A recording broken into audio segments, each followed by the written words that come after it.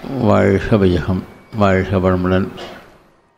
சான்றோர் பெருமக்களே, அகத்தாய்வு பயிற்சி முறைகள் என்ற தலைப்பின் கீழே நாம் பல சிந்தனைகளை பார்த்து வருகிறோம். நம்மை எப்போதும் ஆட்கொண்டிருக்கிற எண்ணங்கள், எப்படி அதை ஒழுங்குபடுத்துவது, எண்ணங்களை விட்டுவிட்டால் எப்படி அது ஆசையே பேராசையாக மாறிவிடும் என்று ஆசை சீரமைத்தல் பயிற்சி. ஆசை சீரமைக்க விட்டுட்டோம்னா நமக்கு எந்த ஒரு ஆசை நிறைவேறவில்லை என்றாலும் எது தடையாக இருக்கிறதோ, யார் தடையாக இருக்கிறார்களோ அவர்களை அழித்து விட வேண்டும் என்ற ஆவேச உணர்வு இயல்பாக எழுகிறது. அதை சினம் என்கிறோம். அப்போ சினம் நமக்கு என்னென்ன கேடுகளை தருகிறது, அது அவசியம்தானா என்று பல்வேறு கோணங்களிலே சாமிஜி அதை ஆய்ந்து பார்த்தார்கள். ஆனால் சினம் தவிர்த்தல் என்றார்கள்.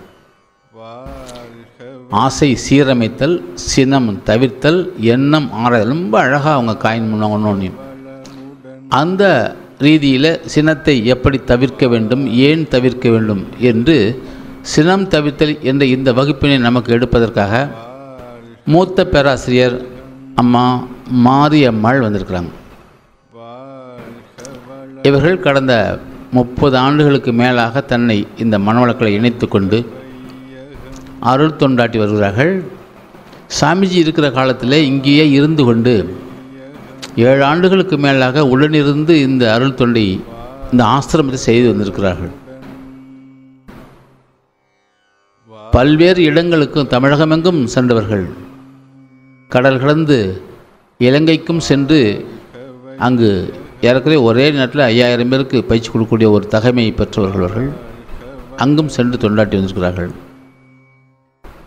பக்கத்தில் அங்கலக்குறிச்சி என்ற ஒரு சிறு கிராமம், ஒரு 3-4 கிலோமீட்டர் இருக்குது.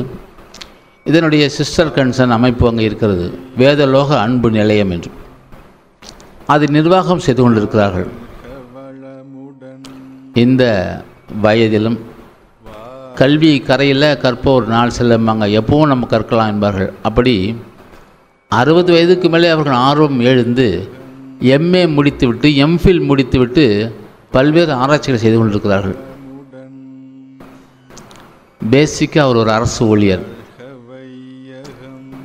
பழனி நகராட்சியிலே அவர்கள் அரசு அலுவலாக இருந்து இந்த துறையிலே, இந்த வேதாத்திரியத்திலே ஏற்பட்ட பற்றின் காரணமாக அந்த துறை அலுவலையை விட்டுவிட்டு முழு நேரமாக இங்கு வந்து பணியாற்றி கொண்டிருக்கிறார்கள். பேர் மாரியம்மாள். மாரி என்றால் தெரியும் உங்களுக்கெல்லாம். மாறினா கோடை காலமாக இருந்தால் கூட அந்த மழை கொட்டும். கோடை மழை போல் இப்போ அது கொட்டப் போகிறது, நாம் கேட்கப் போகிறோம். அற்புதமாக சொல்லாற்றல் மிக்கவர்கள், இத்தனை சிறப்பு வாய்ந்தவர்களை உங்கள் சார்பாக வாழ்த்தி சினம் தவிர்த்தல் என்ற வகுப்பின் எடுக்குமாறு அன்போடு கேட்டுக்கொள்கிறேன். வாழ்க வளமுடன். வாழ்க வையகம், வாழ்க வையகம், வாழ்க வளமுடன். வளர்க வேதாத்திரியம். குரு வாழ்க, குருவே துணை. சிந்தனையாற்றல் மிக்க அறிஞர் பெருமக்களே, பேராசிரியர் பெருமக்களே, உங்கள் அனைவரையும் இந்த இனிய மாலை பொழுதிலே வணங்குவதிலும் வாழ்க வளமுடன் என வாழ்த்துவதிலும் பெருமகிழ்ச்சி அடைகிறோம். நீங்களும் உங்கள் அன்பு குடும்பமும் மேலும் மேலும் சிறப்புற எல்லாம் வல்ல இறையொருளையும் குருவர்களையும் வேண்டிக் கொள்கிறோம். அன்பானவர்களே, வாழ்க்கையை விளங்கி கொண்டு வாழ்வதற்கான வாழ்க்கை கல்வியை கற்றுக்கொள்வதற்காக இங்கே கூடியிருக்கிறோம். நாங்கள் உள்பட தான். ஏதோ உங்களுக்கு முன்னாடி கொஞ்சம் நாங்கள் பயிற்சி எடுத்ததுனால ஏதோ 2 விவரத்தை சொல்கிறோம், அவ்வளோதான். உங்களுக்கு தெரியாதது எதையுமே இங்கே உட்காந்து யாருமே சொல்ல போகிறதில்ல. மறந்துட்டு இருக்கீங்க. அதை கொஞ்சம் நினைவுபடுத்துகிற மாதிரி மகரிஷி சில தத்துவங்களை கொடுக்குறாரு. அதை எங்கள் மூலமாக நீங்கள் உங்களுடைய வாழ்க்கையை விளங்கி கொள்வதற்கு அதை பயன்படுத்தி கொள்ள போகிறீங்க, அவ்வளோதான். தட்ஸ் ஆல், முடிஞ்சு போச்சு. உங்களுக்கு தெரியாதது எதுவுமே கிடையாது. நான் எல்லாருமே உயர்ந்த படிப்பு, உயர்ந்த ஒரு பதவி எல்லாத்துலேயும் இருக்கீங்க. ஆனால் மகரிஷியும் சொல்கிறாங்க, பல மகான்களும் சொல்கிறாங்க, நானும் என்னுடைய வாழ்க்கையுடைய அனுபவத்தில், ஏன்னா நான் அரசு உத்தியோகத்தில் இருந்திருக்கேன். எனக்கு குடும்பம், 2 குழந்தைகள், இப்போது எனக்கு பேரே மருமக எல்லாமே தான் இருக்காங்க. என்னுடைய வாழ்க்கை துணைவர், அற்புதமான ஒரு குடும்ப அமைப்பில் இருந்து ஒரு குடும்ப தலைவியாகவும் இருந்திருக்கேன். இதே ஆழியார் அறிவுத்திருக்கோயிலில் 7 ஆண்டுகள் மகரிஷி காலடியிலே உட்கார்ந்து அவர் நடத்தின அத்தனை பயிற்சியிலையும் என்னை தேர்ச்சி பெறுவதற்கு நான் எவ்வளவோ முயற்சிகள்லாம் மேற்கொண்டிருக்கேன். எனவே அன்பானவர்களே, பல வகைகள்லேயும் எனக்கு சில அனுபவங்கள், அந்த அனுபவங்கள் பார்த்தோம்னா நானெல்லாம் விளங்கி கொண்டு வாழ்ந்தேனா என்றால் இல்லவே இல்லை. 40 வயதுக்கு பிறகு இந்த பயிற்சிகளை எடுத்த பிறகு தான் வாழ்க்கையை விளங்கி கொள்ளாமல் எவ்வளவோ காலத்தை நம்ம வீணாக்கி விட்டோமே என்று நினைத்தேன். அதனால தான் ஐயா சொன்ன மாதிரி நான் விருப்ப ஓய்வு பெற்று என்னுடைய 46வது வயதிலேயே அலுவலகத்தை விட்டு வெளியே வந்துட்டேன். இன்றைக்கி வரைக்கும் நான் பென்ஷன் வாங்கிட்டு இருக்கேன், அது வேறு விஷயம். ஆனால் வாழ்க்கையை விளங்கி கொள்ளாதனால எவ்வளவு நஷ்டங்கள் ஏற்பட்டதுங்கிறத சிந்திக்கும்போது அதனால தான் பயனில்லாமல் வாழ்ந்துட்டோமே, இனிமேலாவது இருக்க போகிற மிச்ச நாட்களில் நாமும் நலமாக வளமாக இருக்கணும், மற்றவர்களுக்கும் நம்மால் முடிஞ்ச தொண்டு செய்யணும். சும்மா பேங்கில் பணத்தை சேர்த்து வச்சு என்ன பிரயோஜனம்? சாப்பிட்டா 4 இட்லி சாப்பிட போகிறோம் பசிக்கும்போது. நான் 4 கோடி ரூபாய்க்கு அதிபதியாக இருந்தாலும் 4 கோடி இட்லிவா சாப்பிட முடியாது. நான் பெரிய பணக்காரி தான், பீரோ நிறைய அடுக்கி வச்சுருக்கேன்னாலும் உடல் தாங்குற அளவுக்கு தான் உடுத்துக்கொள்ள முடியும் என்ற ஒரு ஞானம் மனவளக்கலையை பயின்ற பிறகு தான் வந்தது. எனவே அன்பானவர்களே, ஒருவருக்கொருவர் நாம் கருத்துக்களை அனுபவங்களாக பரிமாறிக்கொள்ள இருக்கிறோம், அவ்வளோதான். இப்போ அந்த வகையில் இந்த வாழ்க்கை கல்வி என்பதில் பிறந்துட்டோம், எல்லாரும் சாகும் வரை வாழ்ந்தே ஆகணும். அப்போ அந்த பிறப்புக்கும் இறப்புக்கும் இடைப்பட்ட காலத்தில் எவ்வளவோ நிகழ்வுகள், அந்த நிகழ்வுகளுடைய தொகுப்பை தான் நம்ம வாழ்க்கைன்றோம். அது இன்பமாகவோ துன்பமாகவோ அமைச்சிக்கிற வித்தை நம்ம கையில் தான் இருக்குது. அதனால தான் அதை வாழ்வு என்பதை வாழ்க்கை என்று சொல்கிறோம்.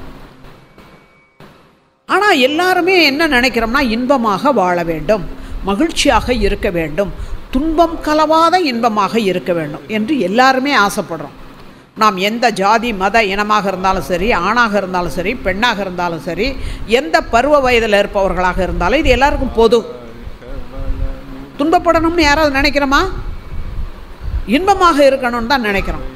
அப்போ அந்த இன்பத்திற்கு, என்னுடைய இன்பத்திற்கு தடையாக இருப்பது எது என்று நானே என்னை ஆராய்ந்து பார்க்க வேண்டும் என்று நம்முடைய மகரிஷி சொல்கிறான். தீதும் நன்றும் இதை நம்ம பள்ளிக்கூடத்தில் படிச்சிட்டோம், பரீட்சையில் எழுதிட்டோம், மற்றவங்களுக்கு சொல்லித்தர்றோம். நடைமுறைப்படுத்தணுமே. ஏதாவது ஒரு துன்பம் வந்துருச்சுன்னு என்ன சொல்கிறான்? என் புருஷனால் வந்தது, என் பிள்ளைகளால் வந்தது, என்னுடைய மேலதிகாரியை என்னை கொடுமைப்படுத்திட்டான், எனக்கு கீழே பணியாற்ற அந்த பியூனு நான் சொன்னதை கேட்கவே மாட்டேங்கிறான், பக்கத்து வீட்டுக்காரன் இம்சை, அவனால் அடுத்தவங்க மேலேயே பழிய போடுறான். ஆனால் நம்ம பாடம் படித்தது சொல்லித்தரதும் தீது நன்றும் பிறர் தர வரான். அவன் நமக்கு வந்த துன்பத்துக்கு நாம் அடுத்தவங்களையே சொல்லிகிட்டு இருந்தா அது நடைமுறை வாழ்க்கைக்கு ஒத்து வருதான்? நம்ம படித்த படிக்கிறது ராமாயணம்.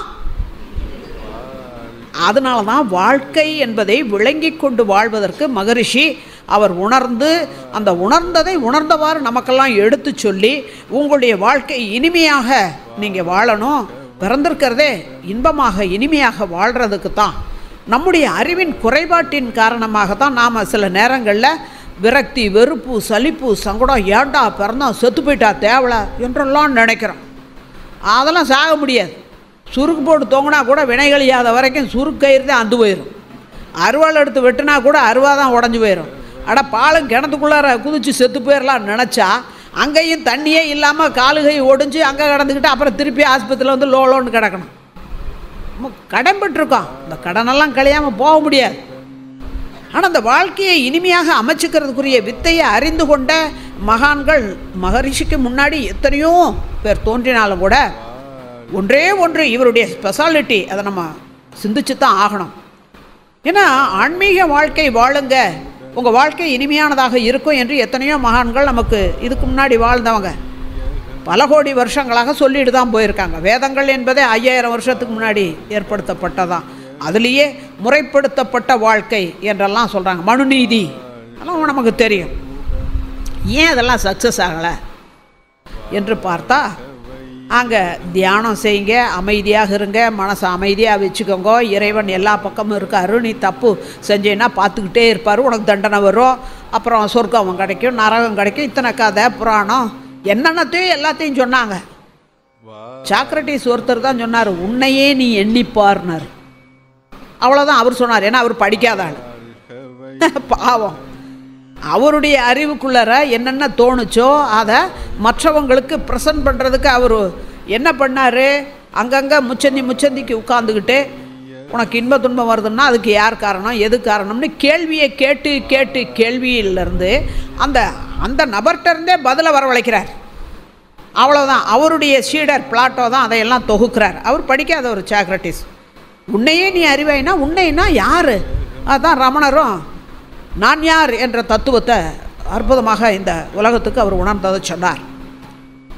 இப்போது நம்மை பற்றி நாம் அறிந்து கொள்ள வேண்டுமென்றால் அமைதியான நிலையில் இருக்க வேண்டும். அதற்குத்தான் எத்தனையோ மகான்கள் தியானம் என்பதை கொடுத்தாங்க. பதஞ்சலி யோக சூத்திரத்தில் கூட டாங்க யோகம் 8 வகையான நெறிப்படுத்தி அந்த மனதை அமைதி நிலைக்கு கொண்டு வரதுன்ட்டாங்க. வெறும் அமைதி மட்டும் இருந்தால் என்ன பண்ணுறது? அது நல்ல வகைக்கு பயன்படுத்தணுமே, ஆற்றல் வேணுமே. நான் கூட என்னோடய அலுவலகத்தில் ஒரு அன்பர் ரொம்ப அற்புதமான ஆள். குயிக்காக ஒவ்வொரு சிக்கலையும் உடனடியாக தீர்க்கிறதுல ரொம்ப வல்லாள கண்டேன்னு வச்சுக்கோங்களேன். ஆனால் அவருடைய அத்தனை அறிவும் கெடுதலான காரியங்களுக்கு மற்றவங்களை கெடுக்கிறதுக்கு தான் பயன்படுச்சு. என்ன பிரயோஜனம்? அறிவை வளர்த்து அது தனக்கும் கேடு, கெடுவான் கேடு நினைப்பான். யோசனை பண்ணி பாருங்கள். ஒவ்வொருத்தர்கிட்டையும் அந்த ஆள் நடந்துக்கிற முறைகள், அவருடைய அறிவை நல்ல முறையில் அதை பயன்படுத்தியிருந்தால் இன்னும் அவர் எத்தனையோ தலைமுறைக்கு அவருடைய எதிர்கால சந்ததியினருக்கெல்லாம் புண்ணிய பதிவாக இருந்திருக்கும். என்னோட வேலை பார்த்த ஒரு நபர் அப்படி இருந்திருக்கார். நாம் கூட அப்படி இருந்திருப்போம். நமக்கு தெரியாது, அடுத்தவங்களுக்கு தான் தெரியும் நம்ம எப்படி இருந்தோம். நம்ம யோகியம். இன்றைக்கும் நான் பழனி நகராட்சியில் வேலை பார்த்தேன்னு ஐயா சொன்னாங்க. அதை நான் நகராட்சின்னு சொல்கிறதில்ல, நரகாட்சியுமே. 26 ஆண்டுகள் நான் என்னுடைய 20வது வயதில் தான் அந்த அலுவலகத்துக்கு வேலைக்கு போனேன். அப்போது சின்ன வயது இல்லையா, எனக்கு எத்தனை பேர் காதல் கடுதாசியெல்லாம் போட்டாங்க. அது இயல்பு. ஆனால் நான் அதை மறைச்சி வச்சேன். ஏன்னா என்ன அந்த காலத்துல எல்லாம் பெண்களை படிக்க வைக்கிறதே அபூர்வம், வேலைக்கு போகிறதுங்கிறது அதை விட அபூர்வம். நான் போராடி வீட்டிலாம் ஒரு ஹேண்டிகேப்டு போலியோ வந்தாள். அதனால் எனக்கு எப்படியாவது நம்ம படித்து உத்தியோகத்துக்கு போகணுங்கிற ஒரே வைராக்கியத்தில் படித்தேன்னு வச்சுக்கோங்க. இதுக்காக நான் எனக்கு ஒரு கவசம் போட்டுக்கிட்டேன். ஏன்னா எங்கள் வீட்டில் இருக்கிறவங்களுக்கு இப்படி காதல் கடுதாசு வந்திருக்குன்னு தெரிஞ்சால் நாளையிலேருந்து ஆஃபீஸ் பக்கம் போனேன்னாக்கா மிச்சம் இருக்கிற ஒரு காலையும் ஒடிச்சு உள்ளே உட்கார வச்சுருவேன்றாங்க. எதுக்குடா வம்புன்ட்டு கம்முன்னு மறைச்சி வச்சுட்டேன். ஆனால் யாருக்கிட்ட பேசினாலும் அவங்கள்ட்ட கோபமாக பேசுறதுங்கிற ஒரு ஆயுதத்தை நான் கையில் எடுத்தேன். அதனால தான் 26 வருஷம். ஆனால் அந்த ஆயுதத்தை கையில் எடுத்து அது பாவனையாக நடிப்பு சினம் என்ற முறையில் வந்தது. அது இயல்பான சினமாகவே மாறிவிட்டது. பழக்கம் பண்பாகவே மாறிவிடுகிறது. ஆனால் அதை நியாயப்படுத்திக்கிறோம். எதுக்கு? எனக்கு அவன் காதல் கடிதாசி போட்டான், அடுத்தடுத்தாப்புல ஏதாவது பண்ணுவேன், அதுக்காக நான் எனக்கு ஒரு கவசம் போட்டுக்கிட்டேன்னு ஒரு சாக்க சொல்லிக்கிட்டேனே அல்லாமல் அந்த கோபம் எப்படி தொடருது? என்னுடைய குடும்பத்துலேயும் தொடருது. இதுக்கெல்லாம் என்ன? இது ஒரு சாக்கு சொல்லிக்கிறோம். அதே மாதிரி ஒவ்வொரு ஏதாவது ஒரு தவறுன்னு நமக்கே நம்ம மனசாட்சிக்கே தெரிஞ்சாலும் கூட அதுக்கு ஒரு சாக்கு சொல்லிவிட்டு இதுக்கு சப்பக்கட்டு. எங்கள் அம்மாவுக்கு இப்படித்தான் கோபம் வரும், அதனால் நானும் கோச்சிக்கிறேன். எங்கள் அப்பாவுக்கு இப்படி தான் வரும், அது மாதிரி நானும் இப்படிலாம் சொல்லி நம்ம. ஆனால் நம்முடைய அமைதியை, நம்முடைய மகிழ்ச்சியை நாமே குழி தோண்டி புதைத்து விட்டோம் என்பதை நான் மகரிஷியிடம் வந்த பிறகு உணர்ந்து கொண்டேன் அன்பானவர்களே. அதனால்தான் அந்த அனுபவங்களை உங்களோடு பகிர்ந்து கொள்வதிலே மிகவும் மகிழ்ச்சி அடைகிறேன். எத்தனை பேர் நான் பல இடங்களில் கேட்குறது உண்டு, இந்த சினம் தவிர்த்தல் பயிற்சி இதுவரைக்கும் கோபமே பட்டதில்லை பிறந்ததுலேருந்து இந்த நிமிஷம் வரைக்கும் அப்படின்றவங்க இருந்தால் கையை உயர்த்துங்கன்னு நான் கேட்குறது. உங்கள்கிட்டையும் கேட்குறேன், யாராவது கையை உயர்த்துவீங்களா? எனக்கு அதில் ஒரு சந்தோஷம். நல்ல வேளைடா சாமி, நான் தான் கோபப்பட்ட ஆளுன்னு நினச்சா எல்லாரும் அதே கதை தான். இது ஏன், என்ன காரணம்? இந்த சினம் என்பது எவ்வாறு ஏற்படுகிறது? சினம் என்றால் நம்ம வெகுளிங்கிறோம், கோபன்றோம், இன்னும் பொறாமைப்படுறோமே மற்றவங்களை பார்த்து. அந்த பொறாமை கூட கோபத்தினுடைய வெளிப்பாடு தான். அது வெளியில் சொல்ல முடியாமல் உள்ளே குமஞ்சிக்கிட்டு இருப்போம், பொறுக்க முடியல, அடுத்தவன் நம்மளை விட உயர்ந்துட்டானே. இருப்பு கட்டி வச்சா அது வஞ்சம் எனப்படுகிறது. அதெல்லாம் எப்படி வருது, ஏன் வந்துச்சு? நான் நல்லா இருக்கணும் தான் நினைக்கிறேன். கோபம் வந்து யாருடையாவது வாய் சொல்லாலேயோ அல்லது கையாலேயோ என்னென்ன செய்யணுமோ அத்தனையும் செஞ்சு முடித்து விளைவை அவங்களுக்கும் துன்பமாகி நமக்கும் துன்பமாகி, அது நம்ம குடும்ப நண்பர்களோ அலுவலகத்துலேயோ அல்லது ஒரு பஸ்ஸில் ஏறி இங்கேருந்து பயணம் பண்ணுற இடத்துல கூட டிக்கெட் கொடுக்குறவன்ட்ட சண்டை, பக்கத்தில் இருக்கிறவன்ட்ட இடிச்சுக்க, இதெல்லாம் குணமாகவே மாறி விடுகிறது. இப்போது இதெல்லாம் ஏன் வந்துச்சுங்கிற ஆராய்ச்சி நம்மளை மாதிரியே. ஆனால் நாம் வந்து முடிஞ்ச பிறகு என்ன சொல்கிறோம், ஐயோ சனியா இப்படி ஆகும்னு தெரிஞ்சிருந்தா நான் இப்படிலாம் செஞ்சுருக்கவே மாட்டேன், நான் அப்படி செஞ்சுருக்கலாம். வருதா இல்லையா? அதுதாங்க 6வது அறிவு மனிதனுக்கு.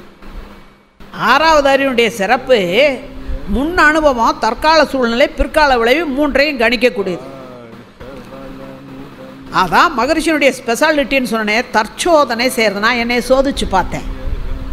அந்த தற்சோதனை என்பது எந்த ஸ்பிரிச்சுவல் இதுலேயும், அதாவது ஆன்மீக நிறுவனங்கள்லேயும் இல்லை. வெறும் தியானம் செய்யுங்க, மனசை அமைதியாக வச்சுக்கோங்க, நல்ல உபதேசங்களை சொல்கிறேன் கேட்டுக்கங்க, பின்பற்றுங்க என்றே தான் சொன்னாங்களே இல்லாமல் மகரிஷி தான் சொன்னார், விட வேண்டியதை விட்டால் பெற வேண்டியது என்பது அங்கேயே இருப்பதை உணரலாம். இப்போ விட வேண்டியது எது, பெற வேண்டியது எது, அதுவே தெரியாமல் தான் இருக்கும். ஏன்னா பள்ளிக்கூடத்தில் கல்லூரிகளில் நமக்கு யாரும் சொல்லித்தரல, வீட்டிலையும் அம்மா அப்பாவும் ஒன்றும் சொல்லித்தரல. அதனுடைய விளைவு நமக்கு வாழ்க்கையை விளங்கி கொண்டு வாழ தெரியாதனால பகைவர்களை அதிகப்படுத்திட்டோம். வாழ போகிறது இன்னும் கொஞ்ச நாட்கள் தான். இப்படியெல்லாம் நான் எனக்குள்ளே சிந்திச்சேன் அன்பானவர்களே. அப்போ அந்த தற்சோதனை என்று சொல்லக்கூடிய இன்ட்ராஸ்பெக்ஷன், சுய பரிசோதனை, மகாத்மா காந்தியடிகளுடைய சுய சரித்திரம் படிச்சிருப்பீங்க. அதான் தன்னையே பரிசோதனை செய்து கொள்வது. அப்போ இதுவரைக்கும் நாம் இன்பம் வந்துட்டால் நான் தான் இந்த மனம் கூத்தாடுது, நான் தான் காரணம்.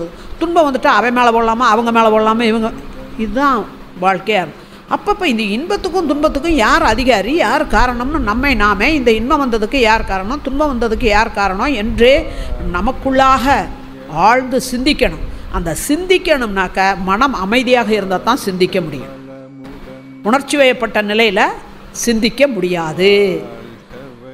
அப்போ அந்த அமைதி நிலை எப்போ வருது, தியானம் செஞ்சால் தான். உடல் இயக்கம், மன இயக்கம் அமைதியாக இருக்கணும். இப்போ சாந்தி யோகம் உங்களுக்கு கொடுத்தாங்க. அங்கே மூலாதாரத்தில் யதாஸ்தானம், உயிர் சக்தி தேங்கி இருக்கக்கூடிய இடம். உடலுக்கு மூலப்பொருளானது வித்துக்குழம்பு, உயிருக்கு மூலப்பொருளானது உயிர் துகள்கள், மனதுக்கு மூலப்பொருளானது ஜீவகாந்தம். இந்த 3ம் மையம் கொண்டுள்ள இடம் தான் மூலாதாரம். அதாவது கீழ்நிலையிலேயே இருக்கிற வரைக்கும் அங்கே இன்பம் துன்பம் உணர்ச்சி வயப்பட்ட நிலையில் மாட்டிக்கிட்டு பீட்டா அலையில் 14 to 40 சைக்கிளிங் பர் செகண்டுன்னு தான் மனிதன் வாழ்ந்து வாழ்ந்து பழகி தொலைச்சாச்சு. ஹெரிடிட்டரியாக வந்திருக்கு. அது இந்த சினம்ங்கிறது, பயம்ங்கிறது இதெல்லாம் எப்போ இருந்து வருதுன்னு பார்த்தா, ஜீனில் சஞ்சித கர்மவினை மூட்டை நம்ம அம்மாட்டிருந்து வாங்கிட்டு வந்தோமே அப்பயே வந்துருச்சு. பிறந்துட்டோம், எல்லாரும் சாகும் வரை வாழ்ந்தாகணும். நாம் மட்டும் இல்லை, எந்த ஜீவனாக இருந்தாலும் உணவு வேணும். உணவு செரிமானம் பண்ணுறதுக்கு தண்ணி வேணும். வெளி சீதோஷ்ணத்திலிருந்து நம்ம அந்த துன்பம் அடைவதை தவிர்த்து கொள்வதற்காக உடை உடுத்துக்கிறோம், வசிப்பிடத்தை அமைச்சுக்கிறோம். உணவு சாப்பிட்ட செயல் செஞ்சதுனால கழிவுப் பொருள்கள் ஏற்படுது, அதை வெளியேற்றுவதற்குரிய வசதி வாய்ப்பு வேணும். இதெல்லாம் ஃபண்டமெண்டல் நீட்ஸ், பேசிக் நீட்ஸ், அடிப்படை தேவைகள். இப்போ எந்த மிருகங்களை எடுத்துக்கங்க, அங்கே இயற்கையில் என்ன கிடைக்குதோ அதை சாப்பிட்டு தன்னோட பசியை போக்கிக்கிறது. அதுபோல் ஏதோ ஒரு விலங்கு நிலையில் பலமான விலங்கு பலம் குறைந்ததை அடித்து பிடிச்சு சாப்பிடுது. இதுதான் இயற்கை நியதி. அதுக்கு ஒரு நெல்லை போட்டு 10 நெல்லை உற்பத்தி பண்ண தெரியாது. அஞ்சறிவு விலங்கினங்கள் தான். எதிரில் இருக்குன்னா பசி. இப்போ மகரிஷி அதை வேடிக்கையாக சொல்லுவார். ஒரு கொசு கடிக்குது சாயந்தரம் ஆன உடனே. கொசுவுக்கு நமக்கு பகையா? அது கோபப்பட்டு நம்மளை வந்து கடித்து துன்புறுத்துதா? இல்லை.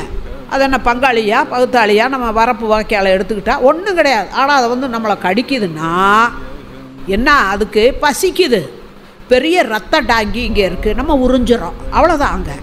ஆனால் அது நமக்கு துன்பமாக இருக்குது. அது மாதிரி அங்கே உணவுக்காக ஒரு விலங்கு இன்னொரு விலங்கை அடித்து படித்து சாப்பிடுதுங்கும்போது அங்கே மாட்டிக்கிட்ட விலங்கு ஐயோ சாக போகிறோமே பய உணர்வு. இன்றைக்கு வரைக்கும் நமக்கு அனாவசியமான பயம். பிறந்தவங்க எல்லோரும் ஒரு நாள் சாக போகிறோங்கிறது எல்லாருக்கும் தெரியும். ஆனாலும் அந்த மரண பயம் எல்லாருக்குள்ளார இருக்கா இல்லையா?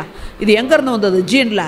அங்கே மாட்டிக்கிட்ட விலங்கு நிலையிலேருந்து வந்த பதிவு இன்றைக்கு வரைக்கும் நம்மக்கிட்ட அந்த பயம். அதே மாதிரி நான் என்ன விடுவிச்சுக்கணும், எப்படி மாட்டிட்டனே, தன்னோட பல்லாலையும் நகத்தாலையும் அந்த பிடிச்ச விலங்குகிட்ட இருந்து தன்னை விடுவிச்சுக்கிறதுக்காக போராடும் போது ஏற்பட்ட அந்த உணர்ச்சி வயப்பட்ட நிலை தான் அந்த ஜீனில் பதிஞ்சு இன்னைக்கு வரைக்கும் தொடர்ந்து வந்து அதுதான் கோபம் கோபம் கோபம். ஆக நம்ம அம்மா அப்பா அவங்ககிட்ட இருந்து அவர்களுடைய வாழ்க்கையில் வாழ்ந்த வினைப்பதிவுகள் மட்டும் அல்லாமல் முதல் மனிதன்லேருந்து வந்த அத்தனையும் ஜீனில் வந்திருக்கு. இந்த முதல் மனித உயிர்ங்கிறது எப்படி டார்வின் பரிணாம தத்துவம் இப்போ விஞ்ஞானிகளால் ஏற்றுக்கொள்ளப்பட்டுள்ளது. ஒரு பலமான விலங்கும் ஒரு மனித குரங்கும் இணைந்ததால தான் முதல் மனித உயிர் தோற்றம் நம்ம எல்லாருக்கும் பாட்டி. இப்போ அந்த விலங்கு நிலையில் இருந்த அத்தனை பதிவுகளும் அந்த முதல் மனித இந்த பாட்டிக்குள்ளே வந்து அங்கேருந்து கிளைகளையாக இன்னைக்கு வரைக்கும் வந்து 1 2 ஆகி 2 4 ஆகி 4 8 ஆகி டெவலப் ஆகிக்கிட்டே போயிடுச்சு. இதான் வந்த காரணம். இப்போ இந்த காரணத்தை நம்மையே நாம் ஆராய்ச்சி செய்து நாம் எங்கேருந்து வந்தோம், நம்ம மூலம் என்ன என்ற ஒரு கோணத்தில் ஆராய்ந்து பார்க்கும்போது இப்போது இந்த கோபம் பிறந்ததுலேருந்து இன்னைக்கு வரைக்கும் எத்தனையோ பேர்கிட்ட கோபப்பட்டிருக்கோம். இதுக்கு என்ன காரணம் என்று பார்த்தா, ஆசைகள் தடைப்படும் போது தடைப்படுத்தும் நபர் மீது பொருள் மீது ஏற்படும் பொருத்தமில்லாத ஒரு உணர்ச்சி வயப்பட்ட நிலையத்தான் சினம் சினம் சினம் எனும் சின்னத்தனம்னு சொல்கிறோம். அப்போங்க ஆசை என்பது எப்படி? ஆசை இல்லாமல் வாழ முடியாது. எதுவெல்லாம் விளைவு துன்பத்தை கொடுக்குமோ அதுக்கு பேர் பேராசை. இயற்கையில் நடக்கக்கூடியதை அப்படியே ஏற்றுக்கொள்ளக்கூடிய பக்குவத்துக்கு வந்துடணும். அதுதான் 6வது அறிவுடைய சிறப்பு. அதை விட்டுட்டு நான் நினச்சது நடக்கலை என்ற உடனே என்னோட ஆசையை தடைப்படுத்தின ஒரு நபர் அல்லது ஒரு பொருள், அதான் அந்த தடையை உடைச்சி அதுக்கு மேலே என்னுடைய உயிர் சக்தியை செலவு பண்ணி என்னுடைய ஆசையை நிறைவேற்றணும்னு நான் முனையும் போது என்னுடைய உயிர் சக்தி முழுவதுமாக செலவழிக்கப்படுகிறது. 35 வயசுக்கு மேலே வித்து குழம்பு உற்பத்தி ஆகிறது குறைஞ்சிருது. அப்போ உயிர் துகள் எண்ணிக்கையும் குறைஞ்சிருது, ஜீவகாந்த அளவும் குறைஞ்சிருது. அப்போ உடல் இயக்கம் மன இயக்கம் சரியாக இருக்குமா? இருக்காது. இங்கே வரவு வந்துக்கிட்டு இருக்கு, செலவும் ஆகிக்கிட்டு இருக்கு. அதுக்கு இடையில ஒரு இருப்பு இருந்துக்கிட்டே இருக்கணும். இப்போ நம்ம உணர்ச்சி வயப்பட்ட நிலைகளில் இந்த பேராசை, பொறாமை, கோபம், வருத்தம், கவலை இதெல்லாமே நம்முடைய ஜீவகாந்தத்தை முழுவதுமாக வெளியேற்றிவிடும். இது கண்ணுக்கு புலனாகாது. கோபப்பட்டு முடித்த உடனே சண்டை, வீட்டில் கணவன் மனைவி அன்பாக தான் இருந்தாங்க, 25 வருஷமாக கொடுத்தனம் பண்ணி ஒரு நாள் பெரிய சண்டையே ஆகி போயிடுச்சு. இந்த கணவன் மனைவியை அறுவாள் எடுத்து விட்டுவிட்டியான்றான், ஜெயிலுக்கு பிடிச்சிட்டு போயிட்டாங்க. அப்போ சொல்கிறேன், ஐயோ ஒரு கணம் என் முங்கோவை இப்படி ஆகிப்போச்சு, நான் இப்படி பண்ணிட்டேனே, என் குடும்பம். இதை தான் வருமுன் காத்தல் நலம். இப்போ உடற்பயிற்சியே நமக்கு சொல்லி கொடுக்குறாங்க. அப்படின்னா வந்த பிறகு சிரமப்பட்டுக்கிட்டு மருந்து சாப்பிட்டுக்கிட்டு சம்பாரித்த காசையெல்லாம் ஆஸ்பத்திரியில் கொண்டு போய் கொடுக்கறதுக்கு பதிலாக உடற்பயிற்சியை நம்ம செஞ்சு உடலை நல்ல முறையில் கவனிச்சுக்கிட்டோம் அப்படின்னம்னா நமக்கு ஆஸ்பத்திரி போகிற வேலை இல்லை, வருத்தம் இல்லை, குடும்பத்தில் பிரச்சனை இல்லை. ஏன்னா உடல்நல குறைவே கோபம் வர்றதுக்கு ஒரு காரணமாக இருக்குது. கையாளாகத்தனம், மண்டவலியாக இருக்குது. ஒரு குழந்தை பள்ளிக்கூடம் விட்டு வருது, மம்மி, ஏன்னா இப்போ யாரும் அம்மாவெல்லாம் சொன்னால் அது ஒத்துக்க மாட்டேங்கிற, அம்மா அம்மின்ட்டு வந்து பையை போட்டு அவக்குன்னு உட்காருது. சனியனேன்னு தள்ளி விடுறா அம்மாக்காரி. நம்ம எத்தனையோ பார்க்குறோம். ஏன் அப்படி தள்ளி விடுறா? மண்டை வலி, மண்டை வலிக்குதுன்னு உடனே. ஆனால் அந்த குழந்தைக்கு தெரியுமா? அது சின்ன குழந்தை வயிற்றுக்குள்ளார இருக்கையிலேருந்து அன்பு பாராட்டிகிட்டே இருந்தா அந்த தாய். ஆனால் பெண்ணா, என்னை போல் இருக்குமா, அவரை போல் இருக்குமா, கருப்பாக இருக்குமா, சிவப்பாக இருக்குமா, எவ்வளவு எதிர்பார்ப்பு அந்த குழந்தை. நல்ல வேளை என் மாமியாளை போல் இருந்துற போகுது, அதையும் நினச்சிக்கிறா. இவ்வளவு அன்பு பாராட்டி அந்த குழந்தை வெளியே வந்த பிறகு ஒரு ஈ கடிக்காமல் எறும்பு கடிக்காமல் வளர்த்து கொண்டுட்டு வந்து இப்போ 6-7 வயசு ஆயிடுச்சு. இப்போ பள்ளிக்கூடம் போயிட்டு வந்த பிள்ளை சீ அப்படின்னு உடனே அப்போ இத்தனை நாள் பாராட்டிய அன்பு பொய்யா?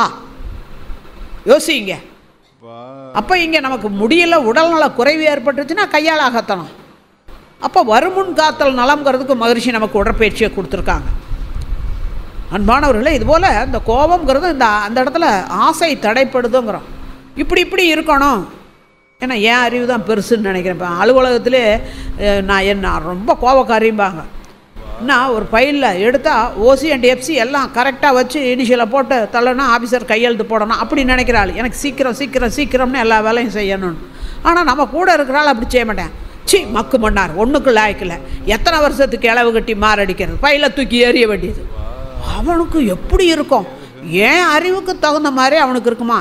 இதே இது குழந்தைகள்கிட்ட வீட்டில் என்ன மக்கு ஜிஓடி கார்டுன்னு படிக்க தெரியல, நீ அதை சரியாக உச்சரிக்க கூட தெரியல, நீ எல்லாம் என்ன படித்து கிழிச்சா? பிள்ளைகளை திட்டுறோம். நம்ம வயசு 40-50 வயசுக்கு கிடைச்ச அனுபவம் அந்த குழந்தைங்க 10 வயசு 5 வயசில் இருக்கிற குழந்தைகள்கிட்ட எதிர்பார்க்க முடியுமா? நாம் இப்போ தெரியுது, நாம் 40 வயதுக்கு அப்புறம் இவ்வளவு பிரமாதமாக இருக்கோம், 35 வயசுக்கு அப்புறம் இவ்வளவு பிரமாதமாக இருக்கோம். நம்ம பிள்ளைங்க இதை விட பிரமாதமாக இருப்பாங்க 35-40 வயசில். நம்ம 5 வயசில் அதை எதிர்பார்க்கறது தான் தப்பு. அங்கங்கே ஐக்கியூ எப்படியோ, அதனுடைய சூழ்நிலை எப்படியோ, வினைப்பதிவு எப்படியோ, உடல்நிலை எப்படியோ அதுக்கேற்பத்தான். ஆனால் அந்த குழந்தைங்கள நாம் மோட்டிவேட் பண்ணாமல், என்கரேஜ் பண்ணாமல் டிஸ்கரேஜ் பண்ணிடுறோம். கோபம் வந்து ஏன் பக்கத்து வீட்டு பிள்ளை 100 மார்க் வாங்கியிருக்கு, அங்கே ஆசை என் பிள்ளை 100 வாங்கணுங்கிற ஆசை, அங்கே ஆசை தடையாகி போச்சு. உடனே என்ன பண்ணுற, பிள்ளைய போட்டு அடிக்கிறான். நான் என்னென்ன கஷ்டப்பாடு விட்டு உன்னை அனுப்பிச்சா நீ 100 மார்க் வாங்கலையே, 98 தானே வாங்கிட்டேன். இப்போ என்ன நட்டமாக போனது, 30 மார்க் வாங்கலை இல்லை. இப்போ அடிக்கிறதுனால 100 மார்க் ஆயிருமா? இதே இடத்துல மகரிஷிட்ட சினம் தவிர்த்தலப்போ கேள்வி கேட்பாங்க. ஏன்னா ஆசிரியர்கள்லாம் வருவாங்க பயிற்சிக்கு. நாங்களாம் ஆசிரியர்கள் சாமி, அடியாத பிள்ளை படியாதும்பாங்க. சரி, வீட்டில் இருக்கிற பிள்ளை வேணால் கொஞ்சி குழாவி சரி பண்ணிக்கிறான். கிளாஸில் இருக்க 40 பிள்ளைகள் அது ஒன்று அங்கிட்டு குதிக்கும் இங்கிட்டு குதிக்கும் சொன்ன வச்சு கேட்காத, நாங்கள் அடித்தாத்தான் அடங்கும், நாங்கள் கோவப்பட்டுத்தான் ஆகணும். இப்போ மகரிஷி பொறுமையாக கேட்பார். ஓ அப்படிங்களா, நீங்கள் அப்படி முடிவு பண்ணிட்டீங்க, அந்த பிள்ளை அந்த ஸ்டூடெண்ட்டு படித்து 100 மார்க் வாங்கணும்னா அதுக்கு நீங்கள் அடித்து கோவப்பட்டால் தான் முடியும்னு நீங்கள் முடிவு எடுத்துட்டீங்க. சரி ரைட், நான் பாராட்டுறேன் உங்களுடைய முடிவுக்கு. நீங்கள் அடித்ததுனாலையும் கோவப்பட்டதுனாலையும் அந்த பிள்ளை 100 மார்க் வாங்கிச்சா சொல்லுங்கள்? இல்லைங்க. அப்போ நீங்கள் எடுத்த முடிவு தப்பு தானே. அன்பினால் சாதிக்க முடியாததை உணர்ச்சி வயப்பட்டு சாதிக்க முடியாது. ஒரு இயேசுபிரானை சிலுவையில் தொங்க விட்டாங்க. இந்த முன்னோர்களுடைய வரலாறுகளெல்லாம் நம்ம பாடங்களில் எதுக்காக வச்சுருக்காங்கன்னா, அவங்க வாழ்ந்த வாழ்க்கையில் நடந்த நிகழ்ச்சிகளிலிருந்து சில படிப்பினைகள் நமக்கு கிடைக்கும், அதையெல்லாம் தெரிந்து கொள்ள வேண்டுங்கிறது தான். அப்போ நம்ம வாழ்க்கையில் அந்த மாதிரி சிக்கல்கள் வரும்போது எப்படி நடந்து கொள்ள வேண்டும் என்பதை தெரிந்து கொள்வதற்கு தான் சிலுவையில் போடுறாங்க. என்ன கடைசி நேரத்தில் உயிரை விட பெருசு உலகத்தில் மனுஷனுக்கு எதுவுமே கிடையாது. அப்போ அவர் என்ன சொன்னார்? சிலுவையில் தொங்க விடும்போது ஆணி அடிக்கலையே, ஆணி அடித்து தொங்க விடல, என்ன சொன்னார்? பிதாவே இவர்களை மன்னியும், தாங்கள் செய்வது இன்னதென்று அறியாமல் செய்கிறார்கள். இப்படி நம்மால் சொல்ல முடியுமா? நிச்சயமாக முடியும். உண்மையை விளங்கி கொண்டால். அவர் உண்மையை விளங்கி கொண்டவர். இயேசுபிரான் ஒரு சித்தர், அவர் உண்மையை விளங்கிட்டார். எப்படி விளங்கிட்டார்? அவருக்கு முன்னாடி வந்த இறை தூதர்கள் சொல்லியிருக்காங்க இவருக்கு இப்படித்தான் நடக்கும் அப்படிங்கிறத. அதனால் இவர்கள் புரிந்து கொள்ளவில்லை. மக்கள் புரிந்து கொண்டு உண்மையாக இனிமையாக வாழ்வதற்குரிய கருத்துக்களையெல்லாம் அவர் சொன்னதை ஏற்றுக்கொள்ள முடியாத ஒரு சூழ்நிலை வந்ததுன்னா அது சமுதாய வினை. அதை உணர்ந்து கொண்டார். அதனால் யாரும் குற்றமில்லை, அவ்வளோதான், எனக்கு வாழ்க வளமுடான்ட்டு போயிட்டார். ஆனால் அது மாதிரி நம்மளால் முடியுமானா நிச்சயமாக முடியும். எத்தனையோ பேருடைய வாழ்க்கையை நம்ம எடுத்து பார்க்கலாம். தவறுன்னு தெரியாமல் செஞ்சிட்ருக்கிறது மிருகநிலை வாழ்க்கை. இதை பல மகான்களும் சொல்லியிருக்காங்க. சமீபத்தில் சுவாமி விவேகானந்தர் சொன்னதையெல்லாம் நீங்கள் படிச்சிருப்பீங்க. தவறுன்னு தெரியாமையே செஞ்சிட்ருக்காது. ஆனால் தவறு என்று தெரிந்தும் திரும்ப திரும்ப செஞ்சிட்டு இருந்தா அதுவும் மிருகநிலை தான். இப்போ தவறு என்று தெரிந்து திருந்தி கொண்டு வாழ்வது தான் மனித வாழ்க்கை என்று மகான்களும் சொல்கிறாங்க, நம்முடைய மகரிஷியும் சொல்கிறாங்க. அந்த வகையில் நம்ம ஜீனில் தொடர்ந்து வந்துருச்சு. இதுவரைக்கும் நம்ம பிறந்ததுலேருந்து இன்னைக்கு வரைக்கும் அந்த சினம் வயப்பட்டும் போது எப்படியெல்லாம் ஆகுது, பகையாயிருச்சு, மகிழ்ச்சி கெட்டுப்போச்சு, துன்பம் ஆகுது. அது மட்டும் இல்லை, நம்ம உடலில் எப்படியெல்லாம் மாற்றம் கிடைக்கிது தெரியுதுங்களா? நம்முடைய உடல்லேருந்து உயிர் சக்தி அதிகமாக வெளியேறி செலவாகி போகிறதுனால அங்கே உடல் இயக்கம் மன இயக்கம் சரியாக நடக்காது. கம்புன்னு ஏறி அவ்வளவு ரத்தமும் இங்கே மண்டைக்கு வந்து சேர்ந்துருது. மூளை வளம் அழிவு, கண்கள் சிவந்து போகுது. தாங்கள் என்ன செய்கிறோம் என்பதை அறியாமலே அத்தனை செயலும் செஞ்சு முடிச்சுட்டு இப்போ ஒரு கணவன் மனைவி பிரச்சனையே எடுத்துக்கங்க, ஒரு டிவி ஈவி ஃப்ரிட்ஜு எல்லாம் தூக்கி போட்டு உடைப்பார். அந்த அவர் ஏதோ அவர் நினச்ச மாதிரி அந்த அம்மா ஏதோ செய்யலை, அதனுடைய விளைவு அந்த மாதிரி கடைசியில் எல்லாம் முடிஞ்ச பிறகு இப்படி உட்காட்டு, சி இப்படி ஆகும்னு நான் நினைக்கவே இல்லை, நானாக செஞ்சேன், வருத்தப்படுறாங்க. வருத்தப்பட்டு என்ன செய்ய முடியும்? போனது போயிடுச்சு. என்னுடைய அலுவலகத்தில் நடந்த ஒரு நிகழ்ச்சி, ஒரு அன்பர், அவர் பேர் சிதம்பரம்னு பேர், ஒரு பப்ளிக் ஹெல்த் மேஸ்திரி. அவர் என்ன பண்ணுறாரு, தன்னுடைய மனைவிக்கு உடல்நலம் இல்லைங்கிறதுக்காக அன்றைக்கி அலுவலகம் வரல. அன்றைக்கி பெரிய மினிஸ்டர் வர்றார். உங்களுக்கு தெரியும், பழனிங்கிறது பில்கிரிமேஜ் சென்டரு. பழனி மலையை சுற்றிலும் அந்த தூய்மைப்படுத்துவாங்க, ப்ளீச்சிங் பவுடர் அது இது என்னென்னலாம் போட்டு அவருக்கு கீழே இருக்கக்கூடிய சுகாதார உதவியாளர்கள் மூலமாக எல்லாம் செய்யணும். அன்றைக்கு அதை செய்ய முடியாமல் இவர் போயிட்டார். இவர் சூப்பர்வைஸ் பண்ணுறவரே வீட்டில் இருந்துக்கிட்டார். உடனே அதிகாரி கூப்பிட்டு ஹெல்த் ஆஃபீஸரை போட்டு லெஃப்ட் அண்ட் ரைட் வாங்குறார். யோ மினிஸ்டர் வர்றாரு, என்னையா இன்னும் தூய்மைப்படுத்தலை, அந்த மேஸ்திரியை ஆளை காணாமுங்க, என்னடா சரி வேறு ஆளை ஆல்டர்னேட்டு பண்ணி எல்லாம் பண்ணினாங்க. ஆனால் இவர் இந்த முக்கியமான நாளில் ஆளை காணாம். சாயந்தரத்துக்கு மேலே லீவ் லெட்ரு வருது. இன்னும் காலையில் லீவ் லெட்ரு கொடுக்காம இந்த ஆள் சௌரியத்துக்கு சாயந்தரம் லீவ் லெட்ரு கொடுக்குறான். உடனே என்ன, அந்த ஆளை சஸ்பெண்ட் பண்ணுங்கட்டான். சஸ்பென்ஷன் ஆர்டரை கொடுத்தாச்சு, வீட்டில் கொண்டே கொடுத்துட்டு வந்தாங்க. அந்த ஆள் மறுநாள் காத்தால் தன்னோட கை குழந்தைய இப்படி தோளில் வச்சுக்கிட்டு அதிகாரி வீட்டுக்கு போகிறார்.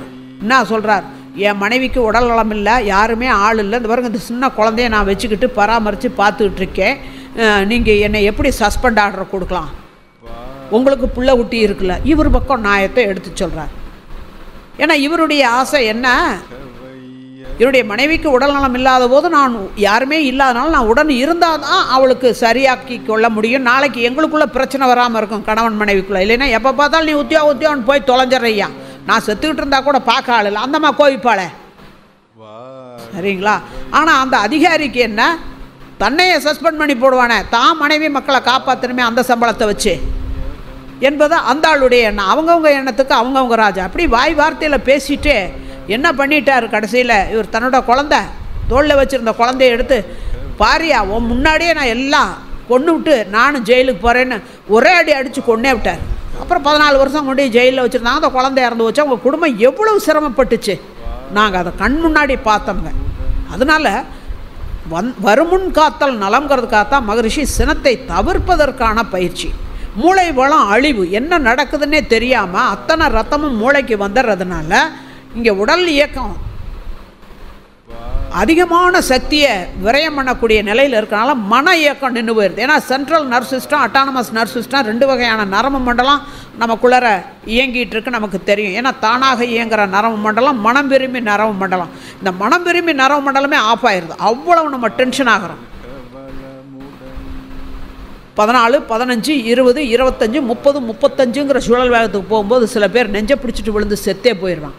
அதான் பீட்டா அலைங்கிறது. அப்போ நாம் முயன்றால் அமைதி நிலையில் இருக்க முடியும்.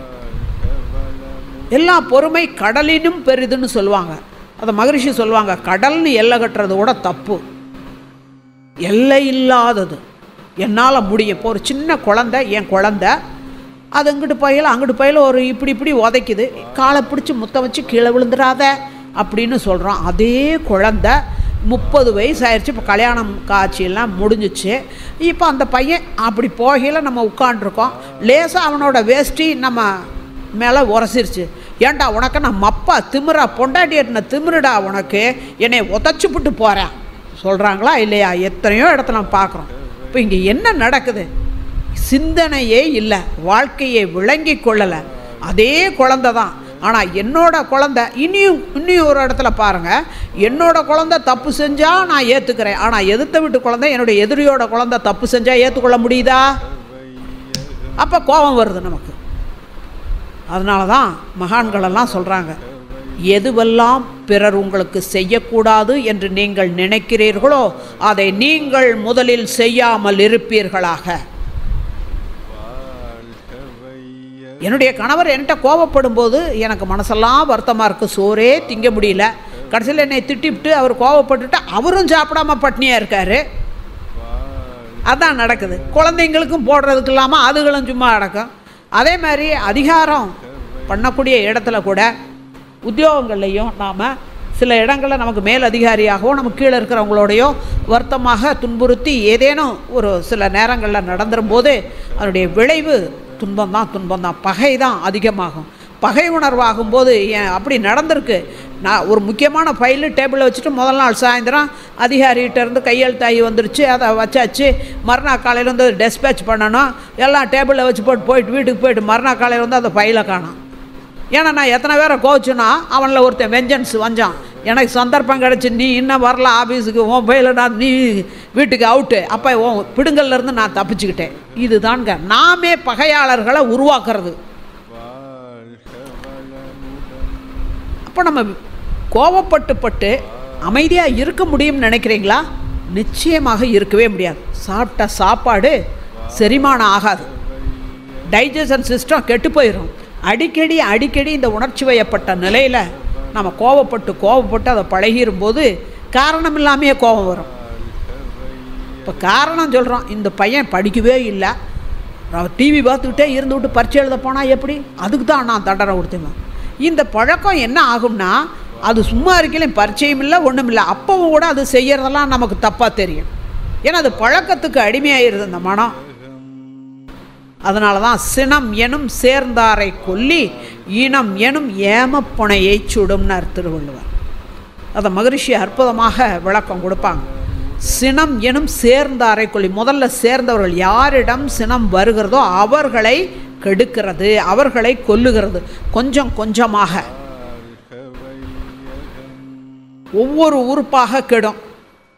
அல்சர், டாக்டர்கிட்ட போகிறோம், வயிற்று புண்ணுங்க சுள்ளுன்னு குத்துது, ஒன்றுமே சாப்பிட முடியலேம்போம். அப்போ அவர் கேட்பார், ஏங்க அதிகமாக கோவப்படுவீங்களா கவலைப்படுவீங்களா கேட்டிருக்காரா? ஆனால் நம்ம சொல்ல இல்லைங்க நான் அதெல்லாம் கோபமெல்லாம் அப்படின்னு வேணால் சொல்லிட்டு வந்துடுவோம். ஆனால் இங்கிட்டு வரும்போது சொல்லுவோம், ஆமாம் நம்ம குடும்பத்தார்கிட்ட இப்படிலாம் கோவப்பட்டோம். கோபத்துக்கும் வயிற்றில் வந்த அல்சருக்கும் என்ன சம்பந்தம்? அவங்க தப்பு பண்ணுனாங்க அதனால் நம்ம கோவிச்சோம் என்று நம்ம சாக்கெல்லாம் சொல்லியிருக்குமா இல்லையா? தலைவலி எதனால தலைவலி? உணர்ச்சி வயப்பட்ட நிலை. 14 to 40 சைக்கிளிங் பர் செகண்டில் நாம் எண்ணம் சொல் செயல்கள் இருக்குமே, ஆனால் அதான். ஏன்னா இது இயல்பாகவே தான் என்ற அதிகாரப்பற்று, தனது என்ற பொருள் பற்று, மக்கள் பாசம் ஒவ்வொருவருக்குள்ளாரையும் அங்கே அடித்தளத்தில் இருக்குது. அதுதான் 2 எண்ணக்கோடுகள் மகரிஷி சொல்கிறது. இரண்டும் ஒரு விசித்திரமான தம்பதிகள், தான் தனது. இந்த விசித்திரமான தம்பதிகளுக்கு பிறக்கக்கூடிய 6 கெட்ட பிள்ளைகள், துர்க்குணங்கள்: பேராசை, சினம், கடும் பற்று, முறையற்ற பால் கவர்ச்சி, உயர்வு தாழ்வு மனப்பான்மை, வஞ்சம். இப்போ அந்த ஆசை தடைப்படும் போது சினமாச்சு. சினம் பிறர்பால் செலுத்த முடியவில்லை என்றால் அதுதான் கவலையாக மாறுது. அந்த சினம் இருப்பு கட்டி வைக்கும்போது அது வஞ்சமாக மலர்கிறது. இந்த ஆசைகளை சீரமைத்து கொள்ளாதனால் கடும் பற்றாக மலர்கிறது. இன்னும் அது முறையற்ற பால் கவர்ச்சியாக. இப்படி ஒன்று அதை மகரிஷி சொல்லும்போது சொல்லுவாங்க, அந்த சடுகுடு விளையாடுறவன் பள்ளியும் ஜடுகுடுமா போவான், அவன் கோட்டுக்கிட்ட அவன் எப்படா அவனை அமுக்கலான்னு பார்த்துப்பான். ஒருத்தன் பிடிச்சி அமுக்கிட்டா அத்தனை வயலும் போட்டு அமுக்கிடுவான். அது மாதிரி ஒரு குணம், இந்த துர்க்குணம் நமக்கு வந்து விட்டதென்றால் இந்த 6ம் ஒன்றோட ஒன்று போட்டி போட்டுக்கிட்டு வந்து நம்முடைய வாழ்க்கையே சீரழிக்கக்கூடிய குணங்கள். அப்போ அந்த குணங்களை எல்லாம் நாம் நம்மிலிருந்து எதெல்லாம் துன்பத்தை ஏற்படுத்துகிறது என்பதை கண்டறிந்து விளக்க வேண்டும்ங்கிறார். இப்போ உடலில் நோய் வருது. இப்போ உடலில் நோய் வருதுன்னா மன அமைதி கெட்டு போயிடுது. மன அமைதி கெட்ட உடனே நம்ம என்ன, சோறே திங்க முடியல, கைகாலெல்லாம் விலவிலன்னு ஆகுதுங்க, சொல்கிறோமா இல்லையா? இப்போ மனம் என்பது ஒரு பொருளே அல்ல, அது ஒரு ஜீவகாந்த அலை, உச்சி முதல் பாதம் வரை சுழன்று கொண்டு இருக்கிறது. அந்த ஜீவகாந்தம் திணிவு குறைஞ்சி போயிடுது. அப்போ உடல் இயக்கம் சரியாக இல்லை, அப்போ மன இயக்கமும் சரியில்லை, அப்போ மன அமைதி என்பது இல்லை. அப்போ நம்ம செய்யக்கூடிய செயல்களில் தடமாற்றம் தான் இருக்கும். எவ்வளோ தான் எக்ஸ்ட்ராடினரி பிரில்லியண்ட்டாக இருக்கக்கூடியவங்களாக இருந்தாலும் கூட நம்முடைய உத்தியோகத்தின் பொருட்டோ அல்லது வேறு எந்த செயல்களில் ஈடுபட்டாலும் அங்கே தடமாற்றம் ஆகும்போது விளைவு எப்படி இருக்கும்னாக்க நோக்கம் நிறைவேறத்தக்க அளவில் இருக்காது. அப்போ விளைவு துன்பமாகத்தான் வரும். அதனால தான் சினமெனும் சேர்ந்தாரை கொள்ளி. முதல்ல என்னையே கெடுக்குது. எந்தெந்த வகையிலெல்லாம்? நட்பு நலத்தையும் கெடுக்குது. அடுத்தாப்பில் என்னுடைய உடல்நலம் கெடுது, மனவளம் கெடுது, என்னுடைய அமைதி கெடுது, இறையுணர்வு பெறணுங்கிற நோக்கம், அதுதான் பிறவியினுடைய நோக்கமே, அதுக்கும் தடையாகி போயிடுது. அதே சமயத்தில் என்னிட்ட யாரெல்லாம் மிக நெருக்கமாக அன்பு பாராட்டக்கூடியவங்களோ, யாருக்கெல்லாம் நான் நன்றி செலுத்த கடன்பட்டிருக்கனோ, அங்கே தான் கோபம் அதிகமாக வருது. அப்போ அங்கே பகை உணர்வாகி போயிடுது. இதை மகரிஷி சொல்கிறாங்க. அவர் வாழ்க்கையிலேயே கோவப்பட்டிருக்கார் வேதாத்திரி மகரிஷி. எனக்கு அதில் ஒரு சந்தோஷம். நான் தான் கோவப்பட்ட ஆளுன்னா மகரிஷி கூட கோவப்பட்டிருக்கார். மகரிஷி மட்டும் இல்லை, மகாத்மா காந்தியடிகள் 2 சந்தர்ப்பத்தில் அதே மாதிரி 2 சந்தர்ப்பம் மகரிஷிக்கும் அமைஞ்சிருக்கு. ஆனால் அவங்க திருத்தி கொள்ள வேண்டும் என்பதற்கு அந்த அனுபவம் பட்டு அதன் பிறகு அதுக்கு பயிற்சி திட்டமாக்குறார். மகாத்மா காந்தியடிகளும் பயிற்சி திட்டம் ஆக்குறார். சினத்தை தவிர்த்து விட்டால் நீங்கள் பொறுமைசாலிகளாக இருக்கலாம், அதற்கு என்று ஒரு திட்டம். அதுதான் மகரிஷியினுடைய ஒரு ஸ்பெஷாலிட்டி. தற்சோதனை செய்து நம்மிலிருந்து அந்த சினத்தை விலக்கிவிட்டு நாம் கலகலவென்று பொறுமைசாலிகளாக இருக்கும்போது எங்கும் மகிழ்ச்சி, எப்போதும் மகிழ்ச்சியாக இருக்க முடியும். நாம் செல்லும் இடமெல்லாம் எல்லாரும் நம்ம பார்த்தாக்க மதிக்கக்கூடிய மதிப்புணர்வு ஏற்படுங்கிறார். அப்போ மகரிஷியோட வாழ்க்கையில் 2 இடத்துல அவர் கோவப்படுறார். நீங்கள் மகரிஷியுடைய வாழ்க்கை விளக்கம், எனது வாழ்க்கை விளக்கம்னு அவங்களே எழுதியிருக்காங்க. அந்த புத்தகம் தயவு செஞ்சு உங்களுக்கு இங்கே கிடைக்குமானால் நீங்கள் வாங்கி வீட்டுக்கு போய் படித்து பார்த்தீங்க அப்படின்னாக்கா அவருடைய வாழ்க்கையில் நடந்த ஒவ்வொரு சம்பவங்களையும் அவர் தத்துவமாக்கி கொடுக்குறார்.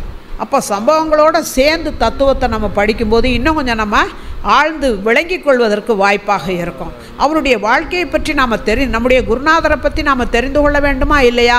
அதற்குரிய வாய்ப்பாகவும் அந்த புத்தகத்தை நீங்கள் வாங்கி படிக்கணும்னு இந்த நேரத்தில் உங்கள்கிட்ட கேட்டுக்கிறேன். இப்போ ஒரு மிக ஏழ்மையான குடும்பத்தில் பிறந்தவர், உணவுக்கே பாடு. அப்புறம் தன்னுடைய சுய உழைப்பின் மூலமாக தன்னை உயர்த்தி கொள்கிறாரு. அந்த வகையில் அவர் ஒரு டியூஷன் ஆசிரியராக வேலை பார்க்குறார் கொஞ்ச நாளைக்கு. அப்போது ஒரு பையன் நல்லாவே படிக்கலை, அவன் சொன்ன மாதிரி செய்ய மாட்டேங்கிறான். ஒரு பெரம்பெடுத்து வெளுன்னு வெளுத்துட்டார். அந்த பையன் சார் விட்டுருங்க, அடிக்காதீங்க சார், வலிக்குதுன்னு கத்துறான். கண்ணீர் வருது. ஒரு கணம் அப்படியே மகரிஷி நடுங்கிட்டார். இவருக்கும் கண்ணீர் பெரியவர் தான். அந்த பையனை அணைச்சி பிடிச்சி, தம்பி நான் அடிக்க மாட்டேன்டா, நல்லா படின்னு சொல்லிட்டு பெரம்ப வச்சுட்டு இவரால் உட்காந்து ஒன்றுமே செய்ய முடியல, பாடமும் நடத்த முடியல. கிளம்பி வீட்டுக்கு வந்துட்டு ராத்திரிக்கெல்லாம் தூக்கமே வரல. அப்போ நான் ஏன் அந்த மாதிரி நடந்துக்கிட்டேன்? இது மிருகச் செயல். என்னில் அடங்கி இருக்கக்கூடிய மிருக குணம் இப்போது எழுச்சி பெற்றது. இதற்கு என்ன காரணம்? நான் ஆசைப்படுகிறேன். எப்படி ஆசைப்படுகிறேன்? என்னிடம் படிக்கக்கூடிய மாணவன் நல்ல முறையில் தேர்ச்சி பெற்று நிறைய மார்க் வாங்கினால் அங்கே சுயநலம் வருது.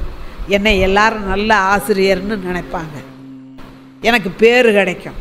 அப்போ இந்த என்னுடைய சுயநலத்துக்காக என்னுடைய ஆசை தடைபட்டு விட்டது என்பதற்காகத்தானே நான் உணர்ச்சி வயப்பட்டு அந்த பையனை அடித்தேன்.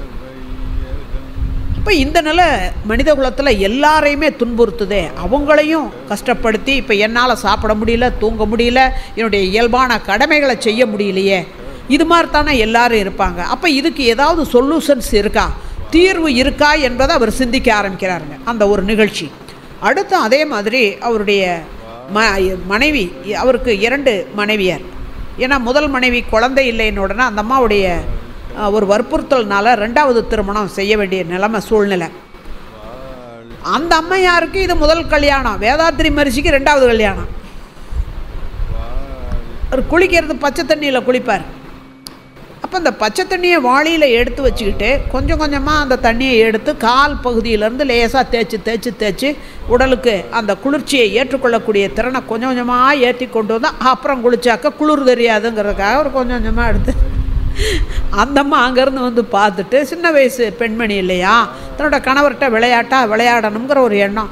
என்ன மாமா இதுக்கு போய் பயந்துக்கிறீங்க அப்படின்னு பச்சை தண்ணியை தூக்கி ஒரு வாளி தண்ணி அவர் தலை மேலே ஊற்றிருச்சு. இப்போ குளிர் போயிரும் பாருங்க. இவருக்கு வந்ததே ஆத்திரம். ஆஹா, இந்த மார்கழி மாத பனியில் பச்சை தண்ணி ஓன் தலையில் ஊற்றி பார்த்தா தெரியும்னு பச்சை தண்ணியை பிடிச்சி ஒரு வாளியை தூக்கி அந்தம்மா தலையில் ஊற்றினார். அந்த அம்மா அப்படியே கண்ணீர் வழிய நீர் தலையில் விழுந்த பச்சை தண்ணி மார்கழி குளிரில் நடுங்கிக்கிட்டு ஒழுக அப்படியே கண்ணீர் வழி அப்படியே பார்க்குறாங்க. அப்போ ஒரு கணம் மகரிஷி ஆடி போயிடுறாங்க. அப்போ சிந்திக்கிறாங்க, ஏன் இந்த அம்மையார் அவங்க ஒரு மகிழ்ச்சிக்காக ஏதோ பண்ணியிருக்காங்க, ஆனால் அதை பொறுமையாக ஏற்றுக்கொள்ளக்கூடிய திறன் என்கிட்ட இருந்தும் கூட நான் அதை பயன்படுத்த தெரியலனா நான் எப்படி மனிதன்? அப்போ மிருக குணம் தானே வெளிப்பட்டுருக்கு. அப்போ இதுக்கு ஏதாவது தீர்வு செய்ய முடியுமா? இந்த 2 நிகழ்ச்சிகள் அவருடைய அதே மாதிரி தான் மகாத்மா காந்தியடிகளுடைய வாழ்க்கையிலையும். அவர் தென்னாப்பிரிக்காவில் இருக்கும்போது ஒரு பையன், வளர்ந்த பையன், சொன்ன பேச்சே கேட்கலாம், அடி அடி அடி அடின்னு அடிச்சுவிட்றாரு. நீங்கள் படிச்சிருப்பீங்க. ஆனால் அடித்த பிறகு அவர் ரொம்ப வருத்தப்படுறார். அவன் நினச்சிருந்தா என்னை விட உயரமாக ஆள் தாஷ்டியமான பையன் என்னை பிடிச்சி அடிச்சிருக்கலாம். ஆனால் அவன் கண்களில் தெரிஞ்சது, ஐயோ நம்முடைய ஆசிரியர் பாபு வருத்தப்படும்படியாக, நம்மிடம் கோபப்படும்படியாக நாம் நடந்து கொண்டோமே என்ற ஆதங்கம் அவனுடைய கண்களில் தெரிஞ்சது. அங்கே தான் இங்கே செல்ஃப் ரியலைசேஷன், என்னை நான் நிலைநிறுத்தி கொள்வதற்கு என்ன செய்ய வேண்டும். இப்போ இப்படி தண்டனை கொடுப்பதுனால ஒன்றும் நடக்க போகிறதில்ல. அடுத்து அதே மாதிரி அவரும் அவருடைய மனைவி 4வது குழந்தைய வயிற்று நிறையா வச்சுருக்காங்க. நிற மாதம் அங்கே மேலே மாடியில் தான் இருக்காங்க. அங்கெல்லாம் கழிப்பறை கிடையாது. இரவு நேரம் ஒவ்வொரு சட்டிகளை வச்சுருப்பாங்க. ஒவ்வொரு ரூம்லேயும் தங்கி இருக்கிறவங்க அங்கே மலஜலம் கழித்து காத்தால் எழுந்து அதுக்குரிய இடத்துல கொண்டு போய் போட்டுட்டு அதை கழுவி க்ளீன் பண்ணி கொண்டு வந்து வைக்கணும். இது ஒரு சிஸ்டம் அங்கே. அப்போது இவருக்கு ஒரு குமாஸ்தா, கிறிஸ்தவ குமாஸ்தா வந்து சேர்ந்துருக்காரு. அவர் அன்றைக்கு தான் வந்திருக்காரு. அதனால் கஸ்தூரிபாயை கூப்பிட்டு மகாத்மா காந்தி சொல்கிறார், நீ தான் அவரோட அந்த குமாஸ்தாவோட சட்டியும் கொண்டு வந்து கழுவணுன்றார். அந்த அம்மாவுக்கு ஆத்திராத்திரமாக வருது, ஐயா உன் மூத்திர சட்டியை தூக்கி, உன் பிள்ளைங்க மூத்திர சுட்டியை தூக்கி, இனி 10க்கு பரங்கியன் அவன் கீழ்பட்ட ஜாதிக்காரன், அவனோட மூத்திர சட்டியை நீ தூக்க சொல்கிறியா, நீ எல்லாம் மனுஷனோன்னு அந்த அம்மா கண்டேத்தியாக பேசுகிறாங்க. இவர் சொல்கிறார், பதிவிரதா தர்மத்தை நீ மீற பார்க்குறியா? ஒரு புருஷன் என்ன சொல்கிறானோ அதை மனைவி கேட்க வேண்டியதுதான் இந்திய சட்டம். நீ எப்படி இதை மறுக்கலாம் அப்படின்னு உடனே சரி இவர் அடிமடியில் கை வச்ச மாதிரி சொல்லிட்டார், நான் நல்ல மனைவியாக இருக்கணுமேங்கிறால அந்த அம்மா என்ன பண்ணுறாங்க, சட்டியை தூக்கிக்கிட்டு மேலேருந்து மரப்படிக்கட்டில் இறங்கி வர்றாங்க. கர்ப்பிணி, ஆத்திரம் அங்கலாப்பு. ஏன்னா என்னுடைய எண்ணம் அங்கே தடையாயிருச்சே. அடுத்தவன் கீழ்பட்ட ஜாதிக்காரனுக்கு இந்த ஆள் நம்மளை மூத்திரச்சட்டி தூக்குது, நான் எப்பேர் கொண்டாலும் எப்பேர் கொண்ட ஆள், இந்த எண்ணம் அந்த தன்முனைப்பு தன்னை முன்ன வைக்குது. அப்போ கீழே இறங்கி ஆத்திரம் அங்களா போட கண்ணீர் வடிச்சிட்டு இந்த அம்மா சட்டியை தூக்கிட்டு வரும்போது உடனே போனார் காந்தியடிகள். வயிற்றை பிடிச்சி இழுத்தார். நான் சொன்ன செயலை, ஒரு புருஷன் சொன்னதை நீ விருப்பத்தோடு செய்யாமல் வெறுப்போட எரிச்சலோட இந்த சட்டியை தூக்கிட்டு வர, நீ எனக்கு நீ மனைவியாக இருக்கவே லாய்க்கில் வெளிப்போ பிடிச்சி இழுத்து விட்டார் வெளியே. அந்த அம்மா சொல்லுது, ஐயா நான் சொந்த பந்தம் தாயி உள்ள அத்தனையும் அம்மே அப்பே அத்தனையும் விட்டு போட்டு நாடு கடந்து இங்கே வந்து உனக்காக சேவை செஞ்சுட்டு உன் பிள்ளைகளுக்காக பண்ணிகிட்ருக்கேன். என்னை இந்த நேரத்தில் இங்கே யாரும் இல்லாத இடத்துல வீட்டை விட்டு வெளியே போகணுன்னு சொல்கிறியே, இந்த கேவலம் யாருக்கு? இது வெளியில் தெரிஞ்சா யாருக்கு? இவ்வளோ தான். அப்போ தான் இவர் உணர்றார், ஐயோ எவ்வளவு ஒரு அன்பான பண்பான நமக்கு அவ்வளவு அடிமைத்தனமாக இருந்து இவ்வளவு காரியம் செஞ்சிட்ருக்கக்கூடிய மனைவியை நான் வருத்தமாக செஞ்சிட்டனே. அதை பிற்காலத்தில் அவர் எழுதுகிறார், கஸ்தூரிபா நினச்சிருந்தா நான் பண்ணின கொடுமைகளுக்கெல்லாம் திருப்பி என்னை பண்ணலாம், ஆனால் அவள் ஒன்றும் செய்யலைங்கிறத அதையும் ஒத்துக்கிறார். அவர் ஏன்னா போல்டா என்னுடைய வாழ்க்கையே திறந்த புத்தகம், எல்லாருக்கும் அது செய்தியாக இருக்கணும்னு சொன்னவர் இல்லைங்களா. அதுபோல் ஒவ்வொருத்தருடைய வாழ்க்கைகளையும் நம்ம பார்த்தோம் அப்படின்னம்னாக்கா அந்த கோபம் என்பது வந்துட்டாலும் அதன் பிறகு அதை உணர்ந்து திருந்தி கொள்ளணுங்கிற எண்ணம் வருது. அதுதான் 6வது அறிவுடைய சிறப்பு. அப்போ திருத்தத்துக்கு என்ன வழி? உடல் நலத்துக்கு கேடு வருது, மனநலத்துக்கு கேடு வருது, நட்பு நலத்துக்கு கேடு வருது, இறை உணர்வுக்கு கேடு வருது. இந்த கோபம் என்பது என்னுடைய கருமையத்தில் போய் சேர்ந்து சேர்ந்து சேர்ந்து எதிர்கால சந்ததியினர் எங்கே எடுக்குது. அது மட்டும் இல்லை, ஒரு எண்ணம் என்பது உங்களுக்கு எண்ணம் ஆராய்தலில் சொல்லியிருப்பாங்க. ஒரு எண்ணம், அது கோபம் என்பதும் ஒரு எண்ணம் தான். ஒரு எண்ணம் எழுந்தால் அது நம்முடைய உடல் கருவிகளிலெல்லாம் பிரதிபலிப்பு பதிவாக, இன்னும் மூளையில் பதிவாக, உடல் முழுவதும் ஜீவகாந்தத்தில் பதிவாக, பிரபஞ்ச காந்தத்தில் வெளியில் பதிஞ்சுக்கிட்டே இருக்குது. ஏன்னா உடல் செல்களில் விரிவு சுருக்க பதிவாக, மூளையிலே எண்ணப்பதிவாக, ஜீவகாந்த களத்திலே பிரதிபலிப்பு பதிவாக, உயிர்த்துகளிலே நுண்ணியக்க பதிவாக, கருமையத்தில் ஜெனட்டிக்கில் தரமாக, என்னுடைய பர்சனாலிட்டியாக, என்னுடைய தன்மையாக. அதே சமயத்தில் நம்ம எங்கே இருக்கோம்னா யூனிவர்சல் மேக்னட்டிசத்துக்குள்ளே தான் இந்த பயோமேக்னட்டிசம் இருக்குது. அப்போ இங்கே நடக்கக்கூடிய ஒவ்வொரு அசைவும் இங்கே வெளியில் பதிவாயிட்ருக்கு.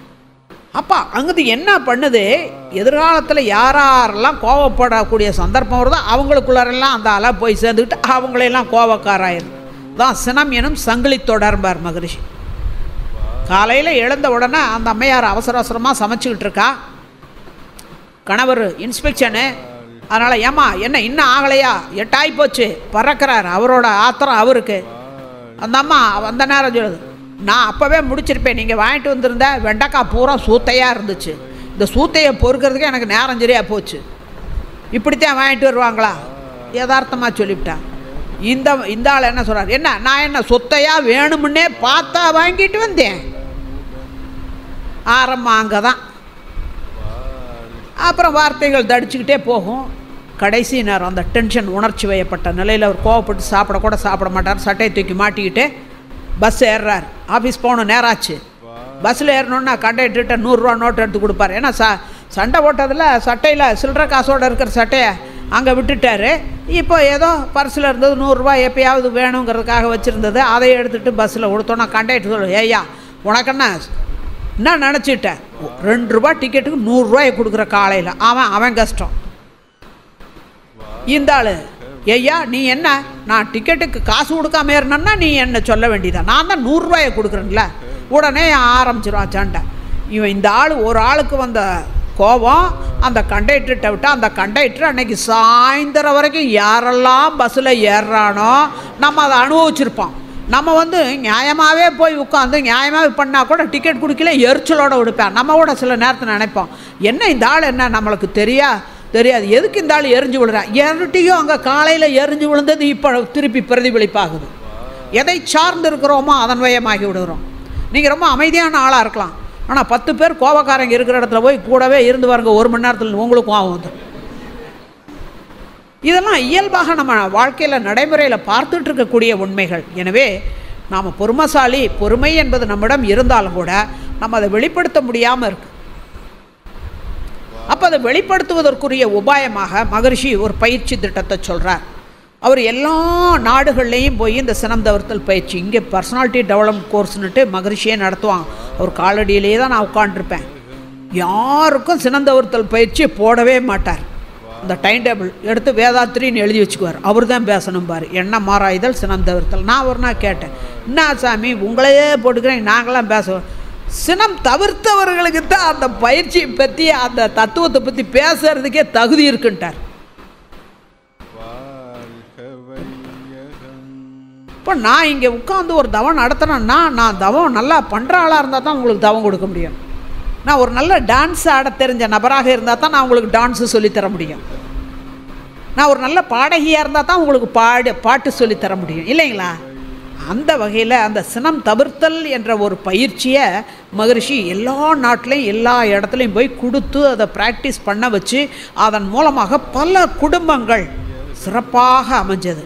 அதே மாதிரி தொழில்களில் எந்த இடத்துலையும் சங்கடமில்லாமல் அவங்க மேன்மைக்கு வருவதற்கு அவங்களுக்குள்ள இருந்த திறமைகள் எல்லாமே இந்த கோபத்தின் காரணமாகவே வெளிப்பட முடியாமல் இருந்திருக்கு.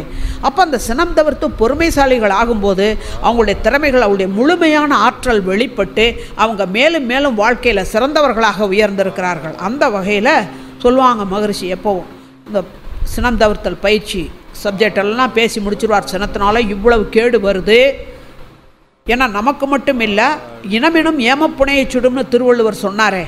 பொன் போன்ற உறவுகள், புருஷன், புள்ள, அண்ணன், தம்பி, அக்கா, தங்கச்சி, நமக்கு வேலை கொடுத்த முதலாளி, நமக்கு கையால் ஆகலைங்கிறதுக்காக நம்ம ஒரு தொழிலாளியை ஒருத்தரை வச்சுக்கிறோம் அவங்கக்கிட்ட, இப்படி எல்லாரையும் கூட்டி கழித்து பார்த்தா எல்லாருக்குமே நம்ம நன்றி செலுத்த வேண்டியவங்களாக இருப்போம்.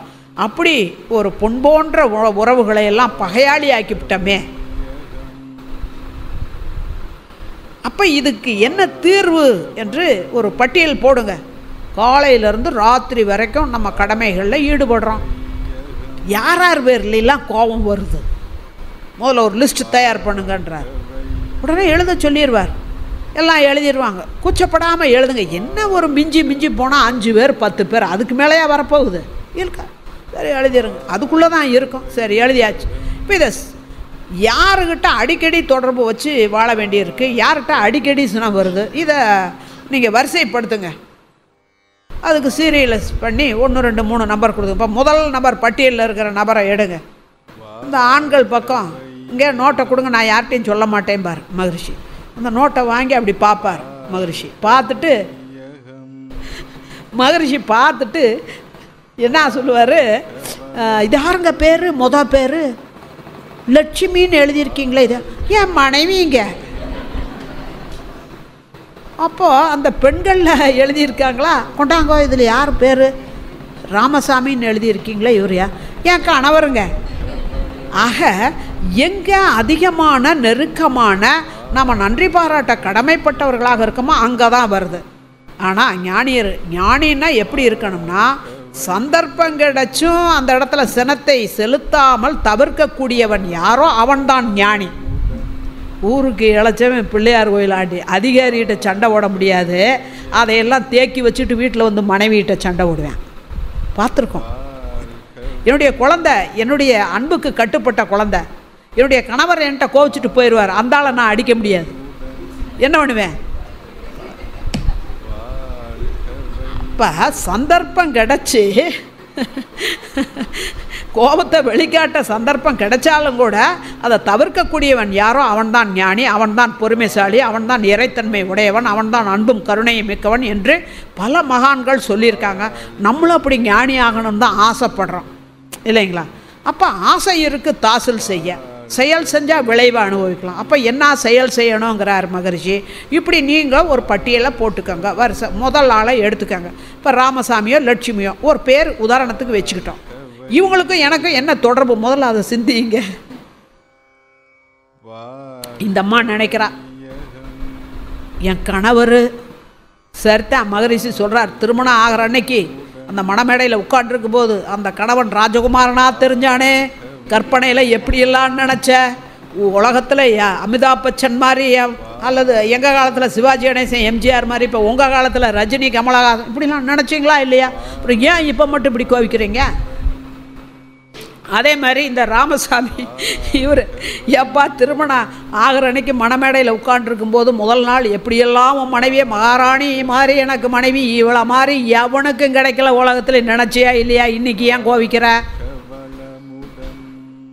அவர்கள் செய்த நன்மையான காரியங்களையெல்லாம் சிந்தியுங்கள். ஒரு வாழ்க்கை துணையாக இருந்து இப்படி தான் ஒரு அம்மா ஈரோடில் எப்போ பார்த்தாலும் சொல்லுவாங்க, என்னாங்க எங்கள் கணவரை அப்பேர் கொண்டாலும் இப்பேர் கொண்டாலும் மகா மோசம், அப்படி இப்படி, இதுக்கு தீர்வே கிடையாதா? ஒவ்வொரு தடையும் கேள்வி கணைகள் தொடுத்து என்ன பதில் சொன்னாலும் அவங்களால அது ஏற்றுக்கொள்ளவும் முடியாது, திருப்திப்படவே முடியாது. அப்போது ஒரு நாள் நான் சொன்னேன், எனக்கு தெரியும் அவங்கள பற்றி, இருந்தாலும் கேட்டேன், ஏம்மா அவங்களுக்கு எத்தனை பிள்ளைங்கன்னு? ஏன் உங்களுக்கான தெரியாதா? எனக்கு 2 பிள்ளைங்கன்னாங்க. ஏன்னா அவங்க படிக்காதவங்களும் கூட, ஆனால் அவனா கூட படிக்காதவங்க. இப்போ எனக்கு 2 பிள்ளைங்க, உங்களுக்கு தான் தெரியுமே, ஒருத்தன் இன்ஜினியர் படிக்கிறான், ஒருத்தன் டாக்டர் படிக்கிறான் அப்படின்னு சொல்லிட்டு அவ்வளவோட நிறுத்தியிருந்தா பரவாயில்ல. இப்படி மோசமான ஒரு ஆளுக்கு இப்படி நல்ல பிள்ளைங்க 2 எப்படித்தான் பிறந்ததோ?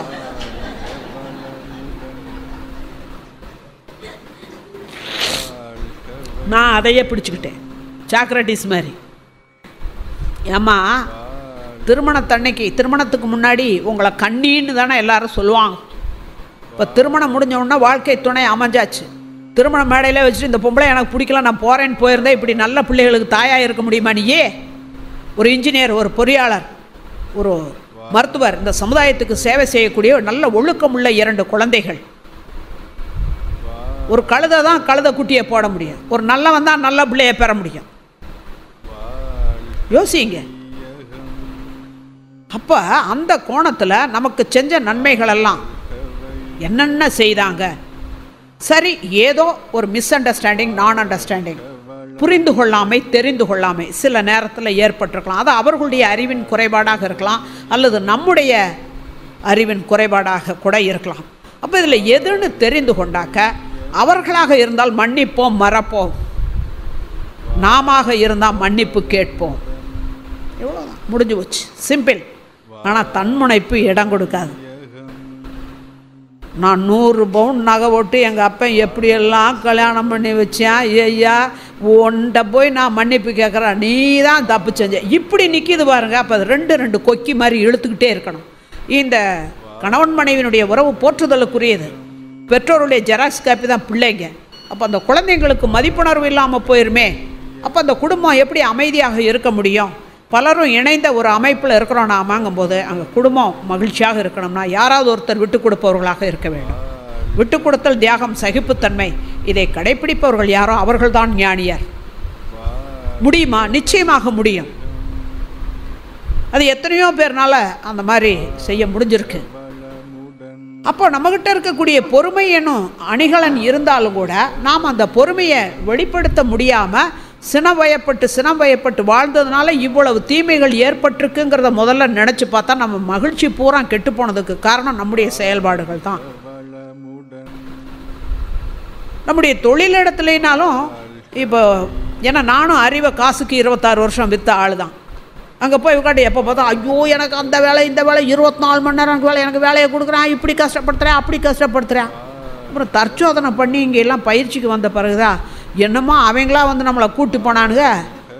இன்டர்வியூ பண்ணும்போதே நம்ம எம்ப்ளாய்மெண்ட்டில் போய் நம்மளா வேலை வேணும்னு போய் 15 வச்சு போட்டு வந்தோம். ஏன்னா நம்ம வயிற்றுப்பாட்டுக்கு நம்ம வறுமையை நீக்கணும், நம்ம வாழணும், அடுத்தவங்க கையை எதிர்பார்க்காம என்ற ஒரு கோணத்தில் நம்ம போய் எம்ப்ளாய்மெண்ட்டில் 15 வந்தோம். அவங்க 60 பேரை இன்டர்வியூ கூப்பிட்டாங்க. நம்ம மார்க் வாங்கியிருக்கோங்கிறதுக்காக நம்ம செலெக்ஷன் பண்ணாங்க. நாம தான் தேடி போனோம். இப்போ ஒன்று அவங்க சும்மா ஒன்றும் இல்லையா, மாதம் 5000 10,000 சொலையாக காசு கொடுக்குறான். நம்ம சாப்பிட்றதுக்கு தூங்குறதுக்கு எல்லா வசதியும் கொடுத்துட்ருக்காங்க போது இந்த வேலையை நான் செஞ்சு தான் தேரணும், நான் விருப்பப்பட்டு தான் வந்திருக்கேன். இதில் போய் நான் 2 ஆள் வேலையை செய்கிறேன் 3 ஆள் வேலையை செய்கிறேன், நான் இதுதான் நமக்கு மற்றவங்களோட ஒப்பு நோக்கிறோம். அதுதான் கோபத்தில் வஞ்சத்துக்கு காரணம். நம்ம உத்தியோகம் பார்க்குற இடத்துல ஏற்படக்கூடிய பிணக்குகளுக்கே முக்கிய காரணம் என்னென்னா, என்னை விட அவங்க கொஞ்சமாக வேலை செஞ்சுட்டு 10,000 ரூபா சம்பளங்கிறாங்க, நான் வந்து அதிகமாக வேலை செஞ்சுட்டு கொஞ்சமாக சம்பளம் வாங்குறேன். இந்த கம்பேரிசன் தான் நமக்கு நிறைய கோபத்துக்கும் பகையாளிகளை உருவாக்குறதுக்கும் காரணங்கிறது என்னுடைய பணிவான அபிப்பிராயம். இப்போ நான் என்ன நினைக்க ஆரம்பிச்சேன்னா, இவங்களுக்கு கையால் ஆகாத ஆளுங்க, ஒரு ஆள் வேலை கூட செய்ய தெரியல, என்னால் 3 ஆள் வேலை செய்ய முடியுது. இப்படி நினச்சி பாருங்கள். பாசிட்டிவ் திங்கிங், அதான் எண்ணம் ஆராய்தல் மகரிஷி கொடுத்துருக்கு. நெகட்டிவ்ஸே வரக்கூடாது, பாசிட்டிவ்லேயே கொண்டு போக பழகணும். எனவே அன்பானவர்களே, இந்த சினம் என்பது நம்மையும் கெடுத்து நம்முடைய குடும்பத்தையும் கெடுத்து நாம் வாழப்போகிற குறைந்த நாட்களில் நிறைய பகையாளிகளை உருவாக்கி வச்சிட்டோம்னாக்க என்ன பிரயோஜனம்? அது நம்முடைய கர்மயத்தை கெடுத்து நம்முடைய எதிர்கால சந்ததியினுடைய வாழ்க்கையெல்லாம் கெடுக்கும். நாம் எப்படி வேணாலும் வாழ்ந்துட்டோம் நினைக்கிறோம். பெற்றோர்களை ஆன பிறகு என் பிள்ளை குட்டியாவது நல்லா இருக்கணும் நினைக்கிறோமா இல்லையா? அப்போ என் பிள்ளை குட்டிகள்லாம் நல்லா இருக்கணும்னா 4 பேர்கிட்ட நல்ல வார்த்தை வாங்கணுமே. அதனால் மகரிஷி என்ன சொல்கிறாரு, இந்த முதல் நபரை பட்டியலில் எடுத்துக்கிட்டு அவருக்கும் எனக்கும் என்ன உறவோ அவர் செஞ்ச நன்மைகளை எல்லாம் நினச்சி இன்று முதற்கொண்டு ஏதோ சில சந்தர்ப்பங்களில் நாம் கோச்சிட்டோம். இப்போது அவங்களுக்கும் நமக்கு இடையில் இருக்க பகை உணர்வை நீக்குவதற்கு உங்களுக்கு ஒரு மந்திரத்தை கொடுக்குறேங்கிறார். இன்னும் வாழ்க வளமுடன் எனும் மந்திரம். வாழ்த்துங்கள் வாழ்த்துங்கள், நீங்களும் வாழலாம், மற்றவர்களையும் வாழ வைக்கலாம். 24 மணி நேரம் தொடர்ந்து வாழ்த்திக்கிட்டே இரு. அவங்கள நினச்ச உடனே அவங்க செஞ்ச தப்பு, அவங்களுடைய அறியாமை, அவங்களால நமக்கு ஏற்பட்ட துன்பம் இதை முன்னே வந்து நிற்கும். ஆனாலும் அதையெல்லாம் தள்ளி விட்டுட்டு அவங்க ஒரு கருவி. பிறக்கும்போது யாருக்கும் எதிரியாக பிறக்கலை. கல்யாணம் பண்ணிக்கிட்டு சந்தோஷமாக இருக்கிறதுக்கு அதை மறந்துடுறோம். அப்பப்போ மறந்துடுறோம். பிள்ளைகளை பெறுறது எதுக்கு? சந்தோஷமாக இருக்கணுங்கிறதுக்கு அதை மறந்து போயிடுறோம் அப்பப்போ. அப்போ அந்த மறந்ததை நினைவுபடுத்துறதுக்கு தான் இந்த மாதிரி பயிற்சி முறைகள்லாம் நமக்கு தேவையாக இருக்குது. அப்போ வாழ்க வளமுடன்னு 7 நாளைக்கு முதல் நபரை எடுத்து வச்சுட்டு வாழ்த்துங்க. அது எப்போ வாழ்த்துறது? நல்ல தவம் செஞ்சு நுண்ணிய நிலையில் இருந்து மன அமைதியான நிலையிலேருந்து வாழ்த்தும் போது இந்த அமைதியால் அங்கே போய் மோதுதல், பிரதிபலித்தல், சிதறுதல், ஊடுருவுதல், இரண்டுக்கும் இடையே ஓடிக்கொண்டிருத்தல் என்ற 5 வகையான இயக்கம் ஒவ்வொரு அலைக்கும் உண்டு. நாம் மன மாசுகள் நீங்கி அமைதியோடு நம்ம திருத்தம் பெற வேண்டும், நமக்குள்ளார இணக்கம் வர வேண்டும், நம்ம சுமூகமாக வாழ வேண்டும் என்ற அக்கறையோடு வாழ்த்தும் போது இந்த வாழ்த்து அப்படியே அங்கே போய் சேரும். இன்டராக்ஷன் மூலமாக அவங்களுக்கும் நமக்கும் இடையில பகையுணர்வு நீங்கிரும். இது எத்தனையோ குடும்பங்களில் நடந்தது, எவ்வளவோ அனுபவங்கள் இங்கே எத்தனையோ பேர் சொல்லியிருக்காங்க.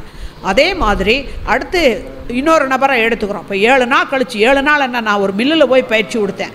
அங்கே அந்த வார்டனுக்கும் அந்த ஒர்க்கருக்கும் எப்போ பார்த்தாலும் பிரச்சனை வந்து வேலையில் சேர்ந்ததுலேருந்து நான் பல்ல கடிச்சிட்டு வாழ்த்து.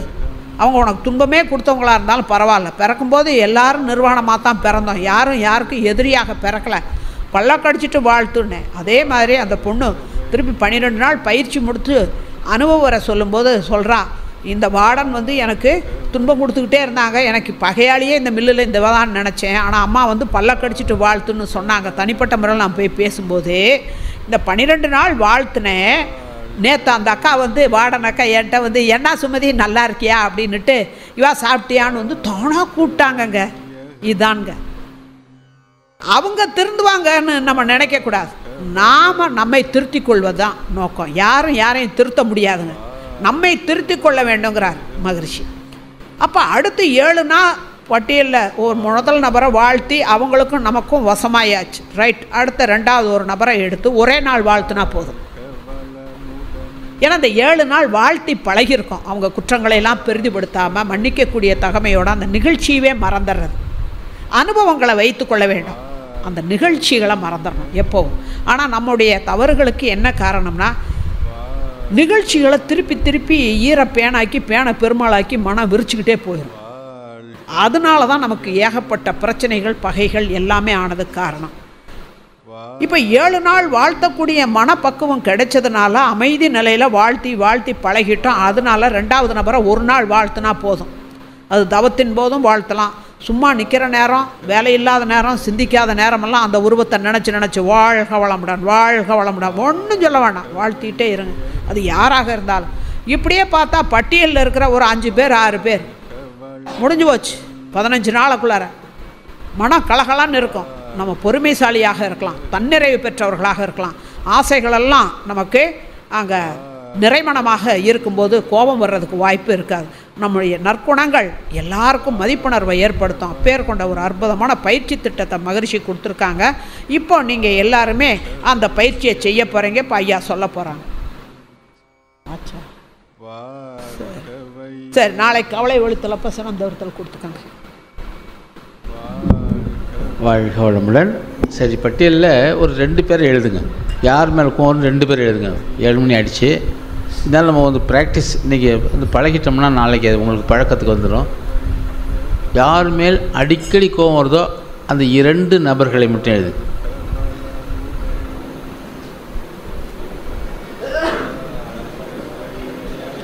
பேசாமல் எழுதுங்க. அவங்களுக்கு யார் மேலே கோவதோ நீங்கள் எழுதாதீங்க. உங்களுக்கு யார் மேலே கோவதோ எழுதுங்க. என்னங்க ஐயா?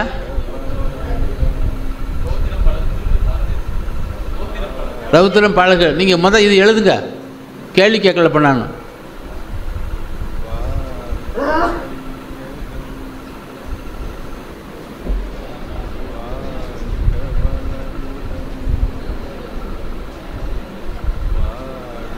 ஏன்னா ஒருத்தருமே எழுத மாட்டேங்கிறீங்க. எழுதுங்க. 2 பேர் எழுதியாச்சா? என்ன நேரம் ஆச்சு? எழுதுங்க, டைம் ஆச்சு. எழுதி சும்மா எழுதிப்பா.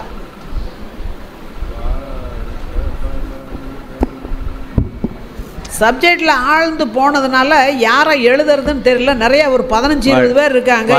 2 பேர் எழுதிட்டீங்களா? எழுதுங்க, சும்மா எழுதுங்க. எழுதிட்டீங்களா? 2 பேர் எழுது. எவ்வளோ நேரம் ஆகும்? சரி, முதல் நபர் எடுத்துக்கோங்க. அவருக்கும் உங்களுக்கும் உள்ள உறவு என்ன? உறவு எழுதிட்டீங்களா?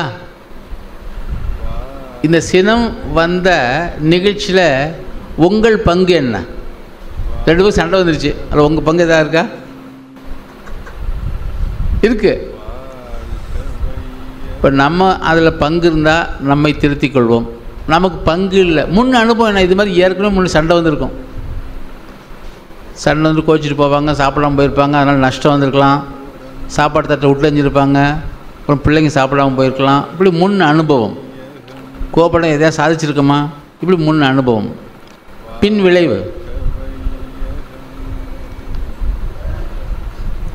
உங்கள் மேலே தப்பு இருந்துச்சுன்னா, கொஞ்சோடு தப்பு இருந்தால் நான் என்னை திருத்திக் கொள்வேன் இது சங்கல்பம் போட்டுக்கோங்க. அவர் மேலே தப்பு இருந்தால் இனி இப்படியான சூழ்நிலை அவர் மாறக்கூடாது என்று வாழ்த்துங்க. சரிங்களா? இப்படி ஒன்று நம்ம பண்ணலாம். ஐயா, ரௌத்ரம் பழகுன்னு சொன்ன பாரதி ஆத்திரக்காரனுக்கு புத்தி இல்லைன்னு சொல்லியிருக்காரு. எடுத்து பாருங்க. அறிவுக்கு எங்கடா இருக்குது? ரொம்ப ஆத்திரம் வந்துச்சு பாரதிக்கு. ஆத்திரக்காரனுக்கு அறிவில்லை, அவனுக்கு ஞானம் வராதுன்றாரு. அதே பாரதி தான் சொல்கிறாரு. அதனால் ஆத்திரம் வேண்டாம் நமக்கு. அது ரௌத்ரம் வந்து இதுக்கு இல்லை. ரோஷங்கிறது எதுக்குன்னா, நல்ல கரை செய்யறதுக்கு ரோஷம் தான் செய்ய முடியும், இல்லைன்னா மழுங்கலை போயிடுவான்.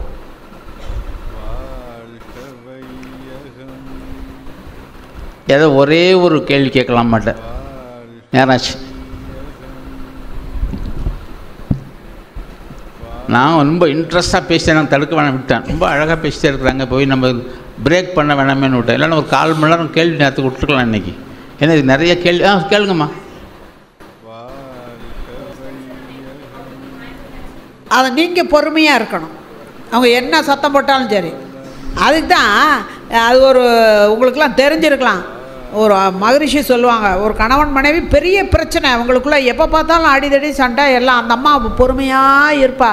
அப்புறம் வந்து தாங்க மாட்டாமல் மன்றத்தில் வந்து கேட்குறா, என்னங்க எங்கள் புருஷன் தினம் வந்து தண்ணியை போட்டு வந்து அடிக்கிறாரு, வேறு வழியே இல்லை, என்ன பண்ண தற்கொலை பண்ணிட்டு செத்து போயிடலாம்னு ஓட தோணுதுங்க, ரொம்ப கொடுமையாக இருக்குங்க. சரி, ஒரு மருந்து தர்றேன், இதை வாயில் ஊற்றிக்க, அந்த ஆள் திட்டும் போதெல்லாம் ஒன்றும் நடக்காது, உனக்கு எல்லாம் சரியாக போயிரும்ட்டாங்க. சரின்ட்டு இந்த அம்மா அந்த மருந்தை பாட்டில் வாங்கிட்டு வீட்டுக்கு வந்தான். அந்த கணவர் வந்து தாயா போயா எல்லாம் சத்தம் போட்டு எல்லாம் அடிக்கிறார். இந்த அம்மா உடனே ஓடி போய் அந்த பாட்டில் மருந்தை எடுத்து வாய்க்குள்ளே ஊற்றிட்டு கம்முன்னு பேசாமையே இருந்தான். அப்போ இவர் என்ன பேசாமல் இருக்காள விட்டார். அடுத்த நாள் வந்தார். அதே மாதிரி அந்த அம்மா ஓடி போய் வாயில் ஊற்றிக்கிட்டு வந்து நின்றுட்டான். பேசவே இல்லை, கம்முன்னு இருந்தான். என்ன இத்தனை பேசுகிற, நீ பேசாமையே இருக்க ஓமையாட்டம். இப்படியே 4 நாள் 5 நாள் ஆச்சு. அப்புறம் பாட்டிலில் தீந்து வச்சு நம்ம நேரம் அங்கே போச்சு. இன்னாங்க நீங்கள் கொடுத்த மருந்து தீந்து வச்சு. இத்தனை நாள் அடி அடித்ததா? இல்லைங்க, முதல் நாள் கொஞ்சம் அடிச்சிட்டாரு, அப்புறம் 2ஆவது நாள் கொஞ்சம் குறவு, 3ஆவது நாள் நேரத்தெல்லாம் அடிக்கவே இல்லைங்க அப்படி. அவ்வளவுதான், இது மருந்து போதும் உனக்கு, இது வேறு ஒன்றுமே இல்லை, உங்கள் வீட்டிலே இருக்க அந்த மருந்து. என்ன அது? தண்ணி. நீ பேசாமல் இருண்டாங்க. அது மாதிரி ஆக்ஷனுக்கு நம்ம ஒரு ரியாக்ஷன் கொடுக்கும்போது தான் அங்கே பிரச்சனை வரும். அவங்க என்ன சொல்கிறாங்களோ அதை அப்படியே ஏற்றுக்கொள்ளக்கூடிய ஒரு நிலைக்கு நம்மளை தகாமச்சுக்கணும். அவங்க அறிவு சிறந்தவங்க தான், அது அதிகாரியாக இருக்கலாம், குடும்பத்தில் இருக்கிறவங்களா இருக்கலாம். கொஞ்சம் பொறுமையாக நம்ம போனோம் அப்படின்னோம்னா அந்த மிஸ் அண்டர்ஸ்டாண்டிங் நான் அண்டர்ஸ்டாண்டிங் மூலமாக இதுவரைக்கும் இருந்த அந்த பிரச்சனைகளுக்கு தீர்வு கிடைக்கும். நம்ம பொறுமைசாலியாக இருக்கணும். அவங்க பொறுமையாக இருப்பாங்களா இருக்க மாட்டாங்களா அதை பற்றி பேச்சில்லை. நம்ம பொறுமையாக இருந்தால் நம்ம அமைதி காக்கப்பெறும். வாழ்க வளமுடன். சொல்லுங்க. இல்லை, அதுக்கு மகரிஷி சொல்கிறாங்க, நடிப்பு சினம் பண்ணலாங்கிறாரு. எப்படின்னா, நீங்கள் அவங்கக்கிட்ட கோபப்பட்டால் தான் அது தொழிலாளியாக இருக்கலாம், அல்லது ஸ்டூடெண்ட்டாக இருக்கலாம், பிள்ளைகளாக இருக்கலாம், யாராக இருந்தாலும் நாம் கோபப்பட்டால் தான் அங்கே அந்த செயல் செய்ய முடியுங்கிற ஒரு முடிவை நீங்கள் எடுத்துக்கிட்டால் நீங்கள் கோபப்படுற மாதிரி நடியுங்க. ஆனால் உணர்ச்சி வயப்பட்டு 14க்கு மேலே மென்டல் ஃப்ரீக்வன்சி போகாமல் இருக்கிற மாதிரி அவங்களுக்கு நீங்கள் கோவப்படுற மாதிரி தெரியணும். இப்போ சினிமாவில் 2 பேர் டாய் போயின்னு ஒரே அடி தட்டி எல்லாம் பண்ணிக்குவான். அப்புறம் அந்த காட்சியை படம் எடுத்த உடனே வந்து சந்தோஷமாக உட்காந்து பேசிக்குவான் இல்லைங்களா? அங்கே அவனுக்கு கோவமாக. ஒரு நீதிபதி இருக்கார், அவர் அந்த சீட்டில் உட்காண்ட்ருக்காரு, ஒருத்தருக்கு மரண தண்டனை வழங்குறாருன்னா அவர் பேரில் கோவப்பட்டால் மரண தண்டனை வழங்குறாரு, அவருடைய கடமையை செய்கிறார். இப்போ அந்த இடத்துல உணர்ச்சி வயப்படுவதற்கு வாய்ப்பில்லை. உணர்ச்சி வயப்படாத நிலையில் நடிக்கலாம். ஆனால் அந்த நடிப்பு சின்னம் கூட லூப் ஹோல் ஆயிடக்கூடாதும்பார் மகரிஷி. ஏன்னா அதையே ஒரு பழக்கத்தை வச்சு நான் நடிக்கிறேன்னு நினச்சா நடிப்பே கடைசியில் பாவனையே சாதனையாக்கிவிடும். அது கூடாது, அதை பார்த்துக்கணும். வாழ்க்கை.